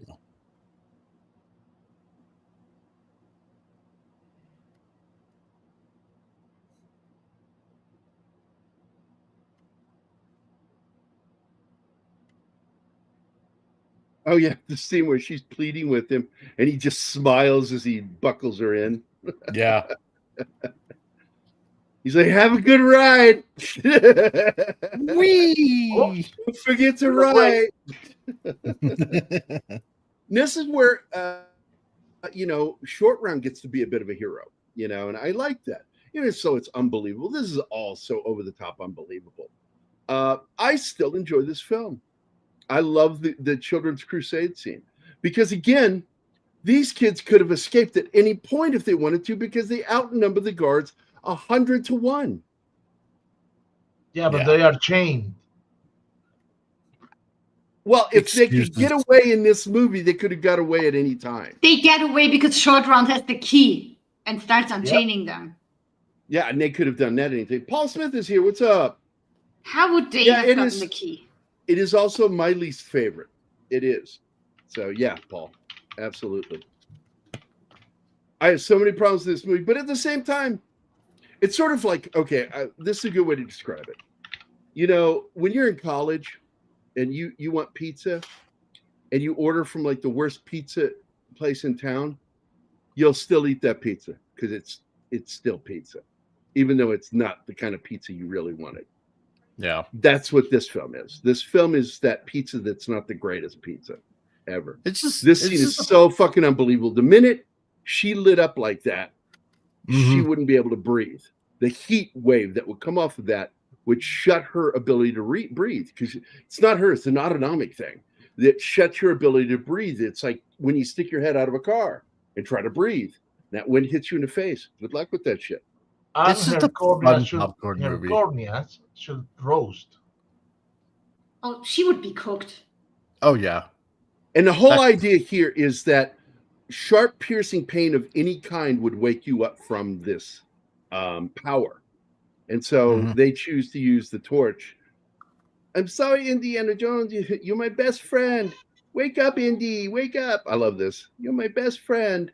I fucking love Short Round. I fucking love Short Round. There again, naked dead guy with the pubic hair flapping in the wind in the background. People don't notice a lot of this shit. It's like, that's what we do. But it goes into a little bit of depth about how Short Round feels for Indy when he says, I love you, right? And then wakes him up with the torch, right? And that's why I always wondered whatever happened to Short Round when this movie came out. And I agree with what's said here, this quote, that it's shapeless as a story. But then again, it's based on those serials. Indiana Jones is based off those adventure serials. So, you could get away with that with adventures. That's why adventure games are so much fun, because adventure games are kind of shapeless. Mm-hmm. They grow and then they do this organic movement back and forth with the story. It's just it is somebody who should have brought him back. Short Round should have been adopted by Indy and Marion. Yeah. It's just a fun turn off your brain popcorn movie. It is. It's not very intelligent. Nah. Spy Snatcher. I've watched that serial. But it's watchable at least. But it's fun. It is. This is like This is like going to Universal Studios ride. Yes. That's what this movie is. Yep. And that's why this really inspired Universal's rides. and Paramount. I love when she slaps him. Yeah. And by the way, the sound of that slap is the sound of a punch. Yes. If you go back and watch that slap scene and listen to the sound effect they used, it was the wrong sound effect. Yeah, but it's so good. It's got that heavy bass to it of a punch. Yeah. And here's this love between Indiana and this little boy, which by most standards today, they would try to make it into a man-boy love thing. Oh, but yeah, no, this is actual paternal love. He loves this kid. Cares about him. And he's a lot like Bruce Wayne, Batman, this is it right here. Yeah. That's a fucking pose. Oh, it's on. Because they move in slowly and the light hits his face. Fucking telling you, that is the way you strike an action pose for a movie. Because shit's about to happen. Oh, and then the music that goes along with it is Look like, at that. oh, yeah, it's Look at happening. that face. Yeah, I'm gonna mess you up. And you hear the distinct sounds of the sounds of the hitting guys. Harrison Ford can't throw a punch for the ship, but Indiana Jones can. Off camera. Yeah, The I best think I've punch. seen one good punch from Ford, and that's it. It's from Raiders of the Lost Ark. It's in the market scene when they do the behind him thing. Yeah. Yeah. And he throws the punch like this with the elbow up right into the guy's face. And it's a perfect fucking movie punch. Great punch. The rest of the time he does this delay thing. It gets him his ass handed to him. And it's not just in Raiders. He does this thing with Pat Roach. There, see, that's the candle scene. See the candles? That's the scene where he enters into that torture chamber. And then all of a sudden he's there beating the shit out of Indiana Jones. There he is, ground and pound. Oh, yeah. And then one of the guys, Pat you know, Roach was right a at the beginning of the fight goes sliding across the ground. You know, it's like, you knew it was going to happen. All of it's going to happen. This is the shot that spoiled the background that I'm talking about, because they've got these kids in the background with those objects, and they're too big for the background building. They're bigger than the windows. Yeah. Ben Burtt is, in my opinion, the greatest sound technician in the history of film. Yeah. Period. Ben Burtt is the shit. He's still alive. As I recall, isn't he still alive? He retired.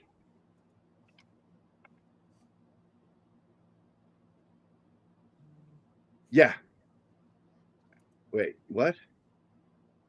Yeah, he's still alive. Ben Burtt. Oh, good. God, he's an amazing sound technician. The sounds that he gives, the lightsaber battle. The only thing bad he ever brought to Star Wars and in Indiana Jones is the Kaiser Wilhelm scream. Everyone uses that scene is the same, set up the same way structurally as the airplane scene where they're fighting under the wing rotating. Right. And eventually it kills Pat Roach by chopping him up. It's the same thing here. With this, he gets pulled into the wheel. Yes, the Wilhelm scream. And they said they retired it a few years ago, and I've still heard it used in Star Wars. Did you mean? Yeah, that's it. I love it, man. I know. It was another comical touch that I enjoyed, that he would use the doll and stab it in the back. And he's like, ah! And Pat Roach beats the shit out of him. And then the prince gets knocked down, and finally Short Round gets the thing, pulls it out of the back, and then Indy, he's like, ah! And he's like suddenly into the camera. It's fucking funny. It's so cartoonish. And that's the other thing about this film. It's very cartoonish with the way it's done. Raiders wasn't cartoonish. And neither was Last Crusade. This movie is cartoonish. Yeah, this is the scene where he's stabbing it and stuff, and then Short Round climbs up and kicks his little ass, burns him with the torch, the same way he did Indiana. Take that, you malnutrition child. And he gives them the information they need to escape. There we go. Which they don't use. Yeah. Yeah. Yeah. They go down the fucking rail system. Well, they would use the other thing. I got to tell you, and it really wasn't him that was responsible for this. In Raiders of the Lost Ark, Spielberg would fire the actual weapons on set to give realistic. There he is. That look on Pat Roach's face when his that whatever the fuck around his neck gets caught up. Yeah, it's not a scarf. I don't know what the fuck that is. And it starts pulling him into the stone. And then Indiana Jones is trying to save the guy who was trying to kill him because he feels bad. I don't want you to die that way. And the guy's looking at him like, help me, I'm going to die. He realizes pretty quickly, though, that, that's pointless. This was not a good day to be wedding an escort. And you know what that really gets me? When you see him going down into it, you see the giant wheel go upward a bit. And I was just like, oh my God, that's even more horrifying to me that wheel was the size of him, pushed the wheel up a little bit. Oh, man. I don't know. Gambit, somebody write that down, honey. Write that down. Neil Gabler commented on how he thinks this film is better. I got to read that because that's going to be an argument I need to read before I give my rebuttal to, because I don't agree with him at all. I will say that this film is full of more action and adventure than Raiders. Raiders had a heaviness to it that I liked. It was more grounded. This is very cartoonish. And of course, there's not enough water in that giant tank to do what they show it doing. Yeah, there is. Whatever. My problem is they try to show that it's that gigantic mass of water, but water doesn't minimalize very well, so it's obvious. Yeah, miniaturize. You can't miniaturize water. No. Water is one scale only. Exactly. That's always a giveaway when they do miniature work and use water. You can tell. Yeah, see, you can do it with sand, though. The cool thing about sand is you can use different things. You can use flour in miniature because it reacts the way sand does in miniature. I know, but the one that we just watched with the giant Scorpios in the sand, they used regular sand, and you can tell by how fucking big those grains are that it's normal size. Wait, what was that? What was that? What was that in? When he comes riding in on the... Yeah, thank you. What was when he comes on... Damnation Alley. Oh, yeah, Damnation Alley. Rides the motorbike with the girl in the back that ends up being a dummy, and she is like killed, quote unquote, by the giant I don't Scorpio. think first of all, there's a reason why. I mentioned half their budget that was meant for the effects was given to Star Wars. I'm just saying, you can tell by the sand grains that it's normal sized Scorpios. I will never forget John Williams. John Williams is my favorite composer of all time. He is one of the best, yeah. And he does borrow from himself. In the scene when they are in that room with the collapsing ceiling, listen to that and go back to listen to the music from Trash Compactor Scene in Star Wars. But you can't get in trouble from stealing from yourself. It's not stealing. No, it's not. I borrow from myself all the time. Yeah, I think it was much harder for this film to appeal to Western audiences because the first and third films pulled from well-known Judeo-Christian myths. I think there's a little bit of that in that, but I think the problem was that it was harder to identify with because they didn't give us anything to really identify with. The stones are alien to us. And whereas Western society, as you said, whether they're Christian or not, are more aware of what the Ark of the Covenant and the Holy Grail are. Mm. Also, I'm going to point out Harrison Ford's Indiana Jones and Indiana Jones, period, does better against a formed enemy, an enemy that we know is evil, that's easy to dislike and hate and enjoy watching him go up against. And what organization is best in that? The Yahtzees. And that's why he should have always been up against the Yahtzees. I didn't mind the Cold War Russian aspect of it, but it didn't carry the weight of Yahtzees. Yahtzees carry a specific moral weight to it as a villain. Yeah. And they always do. And I hate to say this, Yahtzees absolutely were working behind the scenes all the way up into the 60s and eventually pretty much died off in the 70s. That mentality never died, Gary, I'm telling you. Not talking about the mentality. I'm talking about the archetypes that started that shit. Right. They were still alive. The Third Reich, and they were ready for the Fourth Reich. They were building towards it. Yes, and but the people nowadays... They address that in the see story, the The same Odessa thing. File.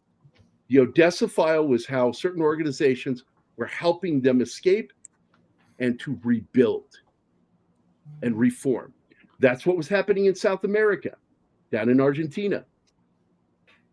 They were reforming. And that's the plot in my story, Operation Hound Dog. And they got the title from the original version of the song. You Ain't Nothing But a Hound Dog. But what's her name? Good grief. I've got her album, and I can't believe I forgot her name.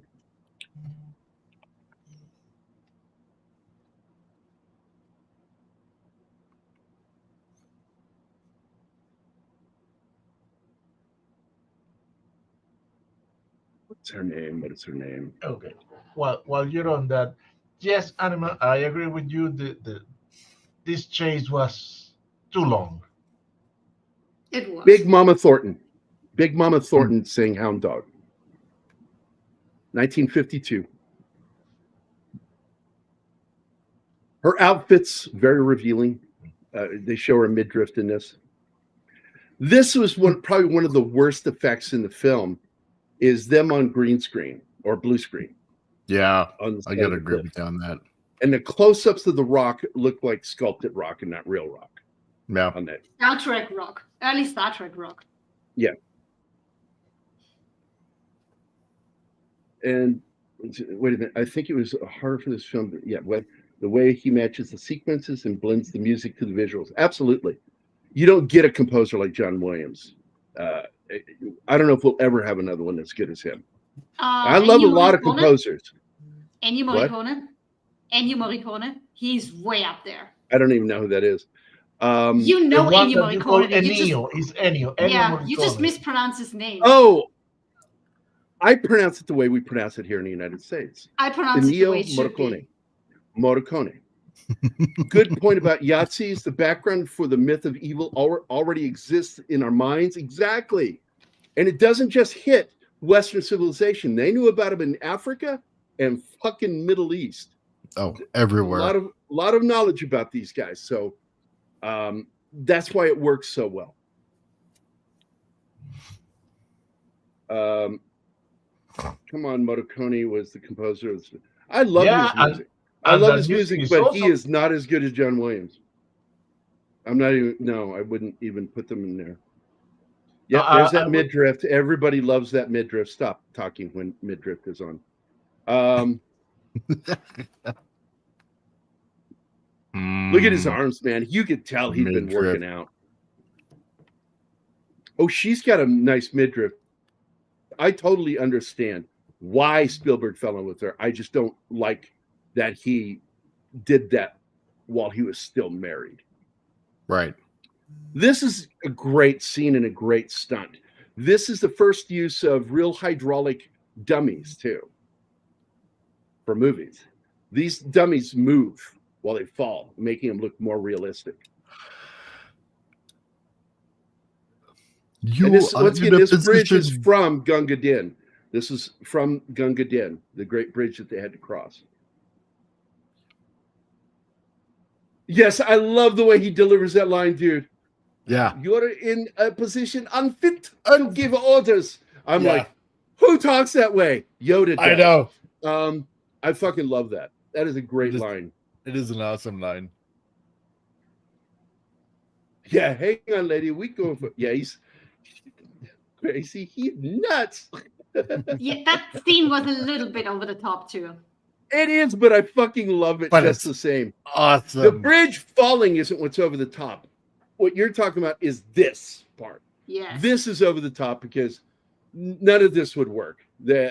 People would have fallen to their deaths. All of them, not just the bad guys. Being wrapped in would be the only thing. If they were wrapped in, might have saved them. But either way, fighting on this scene would have been next to impossible. And so, Moram, brace yourself to meet Kali in hell. Yeah, I know. Yeah. Seething teeth, he grimaces. It reminds me of the line, there will be much gnashing of teeth. Mm-hmm. Where's that? Yeah, the whole like, oh, Johnny's gonna dig in your chest. Like, there's no fucking way. He's not doing the celebration. Garima Shakti Day. It's like, where you don't have the chanting. The chanting's part of the magic.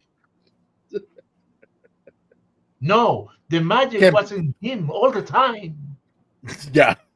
Yes, I know, right? That's so Disney. Can't blame a guy for trying. Modaram. Really bad blue screen right there. Yeah. This is stuff that you can go back and clean up effects like that today, and I'm not offended by it. If you use CG to clean that up today, I'm not offended by that. It's when they use it to alter things that I dislike when Spielberg and Lucas went in and did that shit. That was kind of the odd thing because, I mean, Lucas does it with Star Wars, but he never really does it with Indiana Jones at all, like clean up some of the stuff, right?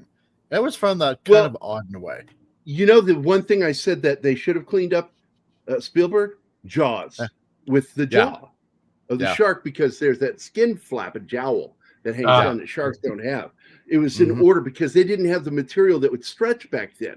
So they had to create a flap that doesn't exist on sharks. And I'm like, that's something you could have gone back and removed to make that shark look even more fucking real.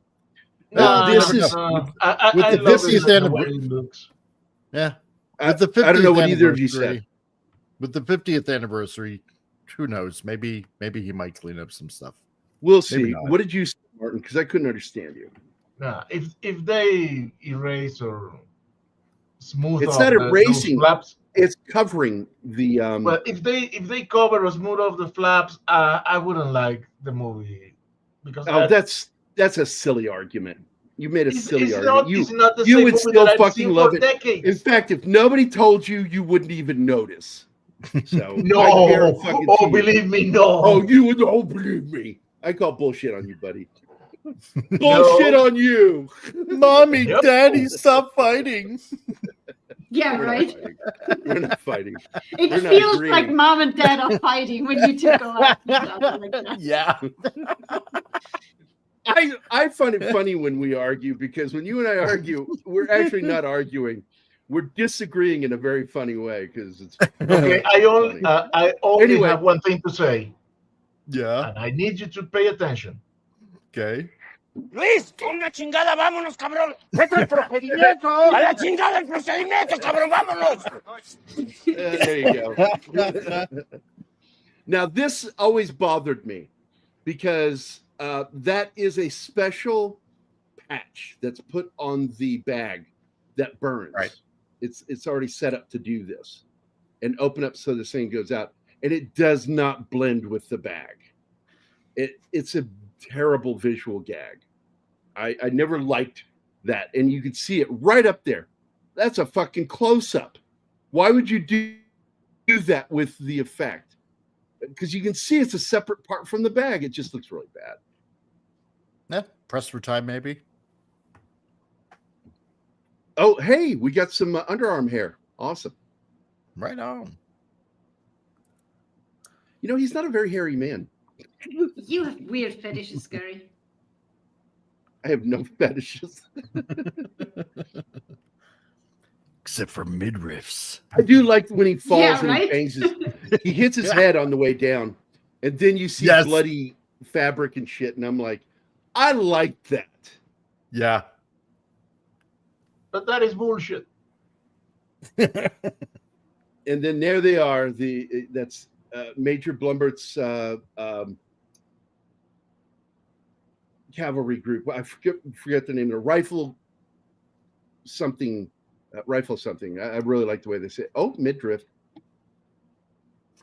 This does lead it to another gag also that I hated up to the bridge scene, which is where Indy runs into the two swordsmen. And he lost his gun all the way back when they were in China. Remember? She lost it. She lost it when she's tumbling around with it because it's hot. And then lets it go out the window. Where's my That's gun? what he lost his. I burned my hand and broke a nail. Fuck you, bitch. Broke a nail. The way she does that real dirty. And he goes to reach for his pistol as a repeat echo to a movie that hasn't happened yet. Yeah. And that's why I didn't like it. But it was funny. But I didn't like it. I thought, why would you do an echo of something that hasn't even happened yet? As a reminder, because this is a prequel. So anyway, that scene did bug me, but it does lead to a fight scene with the whip, and I enjoyed that. And it had another nod to Star Wars when he goes chasing them with sword in hand and whip in the other, and he runs right up to the camera, just like Han Solo did in the Death Star when he runs into those stormtroopers. And starts running and goes, and he turns around and starts running, and like Chewbacca's like, what are we doing? I thought we were chasing him. So I enjoy the whip. Oh, fuck you, Martin.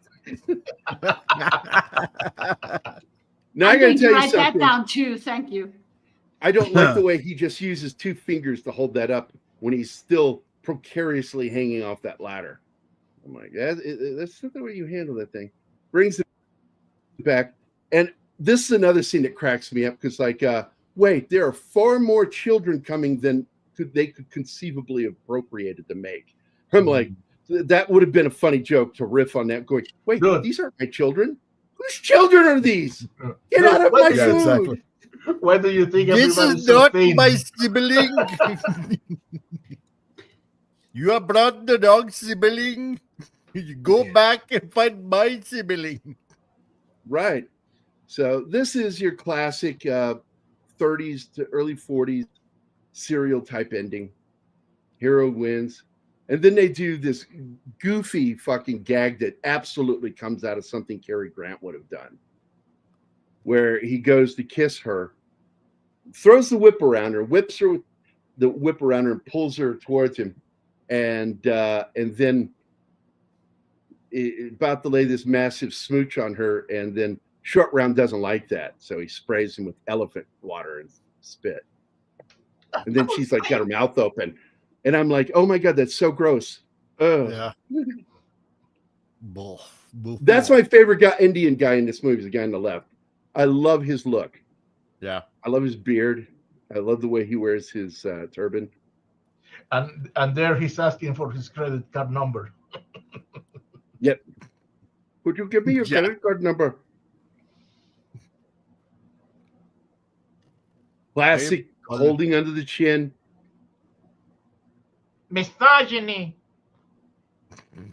Yeah. I'm going to, it's funny. She says, we don't have these things in Missouri. She's actually from Texas, which is just south of us, like one state between us, Arkansas. Give it a few decades. Yeah, Alvin sprays him with his water and snot. Very funny. I like Short Round. He makes me laugh. I like that kid. Then he gets his kiss. And that's the end of the movie. All the children, thank you for rescuing us. The white hero. Yeah. Second unit director, Michael Moore. Oh, God. Yeah, and the village people are like, thank you for bringing back our children. You didn't need to bring the other half. Yeah, exactly. Yep. Like, twice as many children as there should have been. How are we going to feed these siblings? You know, I think that some of the parents should have had a say in if they wanted their kids back or not. Yeah, exactly. Just saying, you know, this one guy speaks for everybody. It's like, well, we don't like Sanjay. He's a pain in the ass. Yeah, right. Thank you for bringing back my kids. You didn't need to bring this He's one. eating us out of house and home. He was a little tubby little shit. Those idiot kids talk like a big German accent. Yeah. He tempted my God Ganesha with a peanut. What are you doing? God, I am not wanting. You were going so hard. I am with the not accent. wanting Ganesha back. No. Yeah, I sir. cannot talk about this without talking about the fact that two of my best childhood friends, it broke my heart. I really got so upset when they had to move away to North Carolina, and we lost contact. Was Vijay and Sanjay Mistry, and their father owned the Twilight Motel in Fredericksburg. It was torn down in 2014 in order to expand the shopping center, and it made a lot of us sad because that's where a lot of construction workers that were built, you know, coming into town, that's where they stayed. It wasn't like, you know, crack dealers and shit. These were all construction workers that lived in this hotel or motel, and I loved calling there because Mr. Mystery, that was his name, Mr. Mystery, Mr. and Mrs. Mystery, and he would answer the phone, and I wouldn't say anything. I just wanted to hear him say the name of the hotel. He would answer the phone. Hello, Toilet Motel, may I help you? And I just thought it sounded like toilet, and it just made me giggle. And I thought I was getting away with it because I'd hang up. I wouldn't say anything. I'd just hang up.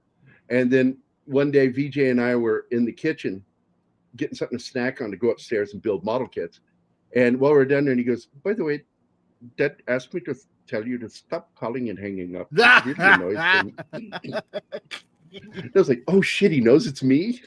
Oh, God. Also, it was at VJ's, by the way, Anima, where we joined. That's where I joined the Star Wars fan club, because we got the I think it was Starlog, that had the page and application in there. And so I cut it out and joined it, and he had a copy and he cut it out, and we both joined the same day, the Star Wars fan club. This is back in 78, 79. Nice. I love the Star Wars fan. Bantha Tracks, the Star Wars fan club newsletter. Mm. God, I miss those days. And when Raiders came out, they talked about it was Star Wars, but they talked about Raiders in the Star Wars fan club. I love that. And it kind of broke my heart when I became an adult and I didn't continue my membership. I always wish I had. Because you got cool shit. I got stickers, patches, posters, and shit. Nice. Every year when you renewed, you got something. Yeah, Patel Motel may help you. Patel Motel. My name is Patel. Your first name is Patel? Yes. And your last name is Patel? Yes. What's your middle name? Todd. My name is Patel Todd. Patel. Or as I got the other day when I was getting assistance, the person came on clearly, again, Indian, and they said their name was Doug. Hello, my name is Doug. The 70s had films were more experimental in how they did things in the 70s. Mm. And they, and what was great about the 80s was horror and science fiction stepped up their game because of the 70s. Yeah. And then the 90s hit and it became more formulaic.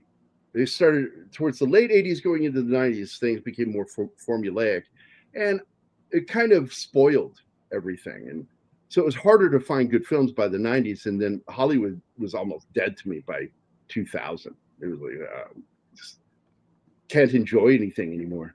No. That's when, corporate filmmaking. Keith and I talk about this, corporate filmmaking. Yeah. The studios became more corporate in how they produce films. It wasn't even formula anymore. It was. Well, yeah, movies aren't made for audiences anymore. They're made for groups. Do you want an audience or do you want a group? Because the group's going to be a lot smaller. Absolutely, Todd. Absolutely. Tarantino loves 70s movies. I don't hate 80s movies. I liked 80s movies.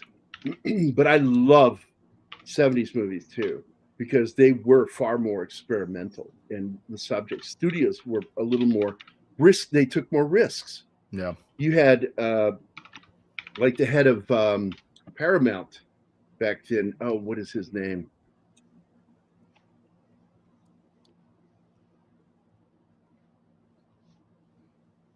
The kid stays in the movie. I can't think of his. Wait a minute. Who made Godfather? What studio? Oh, it's Paramount, right? It's Robert Evans. Robert Evans I think is so. the guy I'm thinking of. So, yeah, because they say Brian Robbins. Like, no, I'm talking about back in the 70s. I even put that in there. It was Robert Evans. And Robert Evans was probably one of the greatest executives since Selznick. Whoa. What happened to Mike? Oh, we lost him. He said something and then disappeared. There he is. You bring him. Add him. Okay. Okay. Motherfucker. And that's how we got the Fighting Powers in 89 and obviously Corpo 2016. Yeah. Yeah, the 2016 Ghostbusters is corporate filmmaking at its peak. Oh, by far. And it's such a bad movie. Look, I know Chris Hemsworth is funny, but don't make him stupid. They made him into a blonde bimbo in the Ghostbusters film. He could have been the saving grace of that film, and instead they make him into a bumbling idiot. Yeah, if not for Robert Evans, we wouldn't have had that love story. Puckman, this guy's hands were on so many movies before he finally left Paramount. And they were constantly trying to cut his throat. And it's, you know, Kathleen Kennedy would have never been an executive back in the 70s. They would have never given it to her, not because she was a woman, but because she's a fucking idiot. I mean, you get one of the greatest executives in fucking Hollywood history since David O. Selznick, okay? Robert Evans is, in my opinion, probably better than Selznick. But Selznick's the guy behind so many great movies, including Gone with the Wind. You know, but Evans, man, went against the grain, and they fucking hated him for it. And it cost him his wife, too. Wow. Yeah, she she got paired up with Steve McQueen. Steve McQueen's like, I'm going to fuck the shit out of you and then beat you when I'm drunk. That's a fair trade-off. There you go. Exactly, Gambit. David O. Selznick was one of the greatest executives in the history of Hollywood. Mayer was a fucking perv. Yes, he made some great decisions, but he was a very destructive, toxic human being. I don't feel that way about Selznick. Selznick was a really good executive. Irving Thalberg's really good too. No, Todd, you're absolutely correct. I like the winky face. He's not great, but he's good. Gone are the days of movies based on some guy's drug experience. I got to tell you, I'm not a fan of some of the people, but Permanent Midnight is a really good fucking movie about drug abuse. And it's about the guy behind Alf. And they had to change that in the movie. It's in the book, Permanent Midnight, but in the movie, they create a whole other puppet character for him to do it. It's kind of weird. It's creepy. Alf was funny. Oh, yeah, totally. But if you've never seen Permanent Midnight, I'm telling you, fucking watch that movie. That is a film that deals with drug abuse, and it manages to be entertaining and fun at certain points, but it's also dark and down. And I couldn't believe Fuckhead played that character so well, Ben Stiller, because I can't stand Ben for the most part. I enjoy him in certain things, but for the most part, I think he's a fucking flaming cunt. Carl Lammel, another good one. Jack L. Warner. Jack L. Warner, what I liked about Jack L. Warner is he's also a son of a bitch.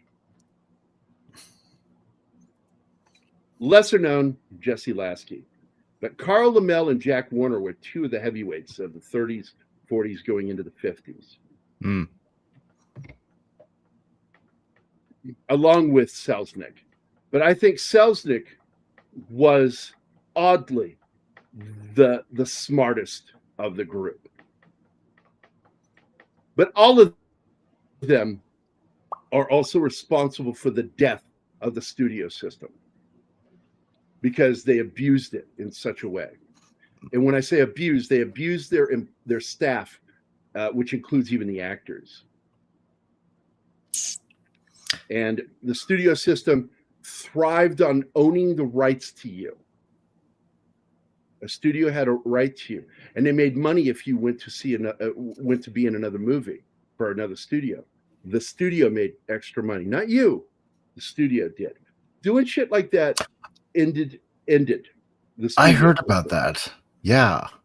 Harrison Ford and my late friend Morgan Paul, who was also in Blade Runner with Harrison Ford, the two of them were pretty much the final group of the studio actors, and it died in the 60s, right after they got hired by the studios. And in the midst of their career, the studio system ended, and so everybody became freelance. Interesting. Guys, I think it's time to wrap it up. Oh shit! Oh my God, 2.5 hours. I didn't even realize that. Okay. All right, just saw. All right. So appreciate God, man. It was a great show today. I wish Keith could have stayed longer. When you can actually hear Keith, he's really good on the show. It's like the two of us, that's why we're such good friends. We can sit and talk for hours, endless conversations about movies. And one thing leads to another, and then we're like, because we're ADD. We'll go, oh, that sparked this thing, and we go off in that direction. It's not really a tangent because it's all connected. So I'm glad he was able to drop in for a bit. Thanks for coming in, man. I'm glad you're here. Sorry we lost Wade, too. Wade dropped out. Do we know why Wade left? I think he just said he had to go or something like that. The dogs were going crazy. Yeah. See, I couldn't hear anything. I heard the dogs. So, did you? I did not hear the dogs. Yeah. No. There was barking, and then he was gone, and then I went to private chat and saw his messages. Yeah. Well, I want to end this episode on a positive note. So I will end here. Because as we saw in the film, that somehow the second unit director was Michael Moore. And I don't think it's the same one, but fuck it. What the hell? Prepare to die! Jesus, titty fucking. Christ!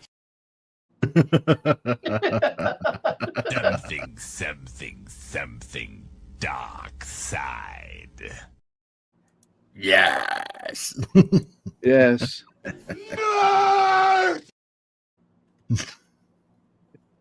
But that's it, guys. I want to thank everybody for being here today. I'm going to try to go through the names really quickly. Gambit 87, Snorty, and he had to leave. He had to go mod for somebody. Bill Barkley, Slasher Fred, Country Shape Media, Penny, the lovely Sherry dropped in too.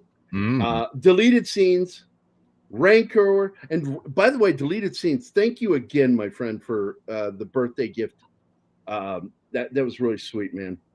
So Country Shape Media, Tree Rock Creations, a good friend of mine on Twitter. I love Tree Rock. He's a very creative dude. Yeah. Zach's, Shinatsky's, Sander Hammerslag, Das Wolfen was here. John, Hail in Place, Max Demon, Vinkman's Girl, Stains. John was here, not Lady V. And let's see, Reyno Martinez is here. Let's see. I'm trying to avoid the messages. Find names. Paul Smith was here. He popped in. I haven't seen him in a few weeks. Todd Jones was here. And I want to thank everybody for coming. And love Indiana Jones, man. At least the 3 movies. And Can I say something before we end it, Gary? I guess. Of course. Eat shit, Gambit. And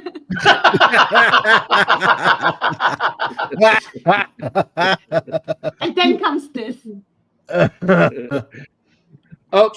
Can't leave until I do it. Where's it at? It's not in this studio. So sorry. I don't know why I just go and delete it. Because I could. You could. I'm so lonely, so lonely, so lonely inside real alone. Well, at least it makes him laugh, so. All right, guys, we'll see y'all later. Everybody have a great Saturday and enjoy your peaceful Sunday. And then we'll be back on Monday. Look at this. Todd Jones says. Yeah, it's not unusual for me to drop in. It's not right even the end. It's like the end. All right, Todd, good to see you, man. Everybody have a great weekend, and we'll see you on Monday. Bye, guys. Bye.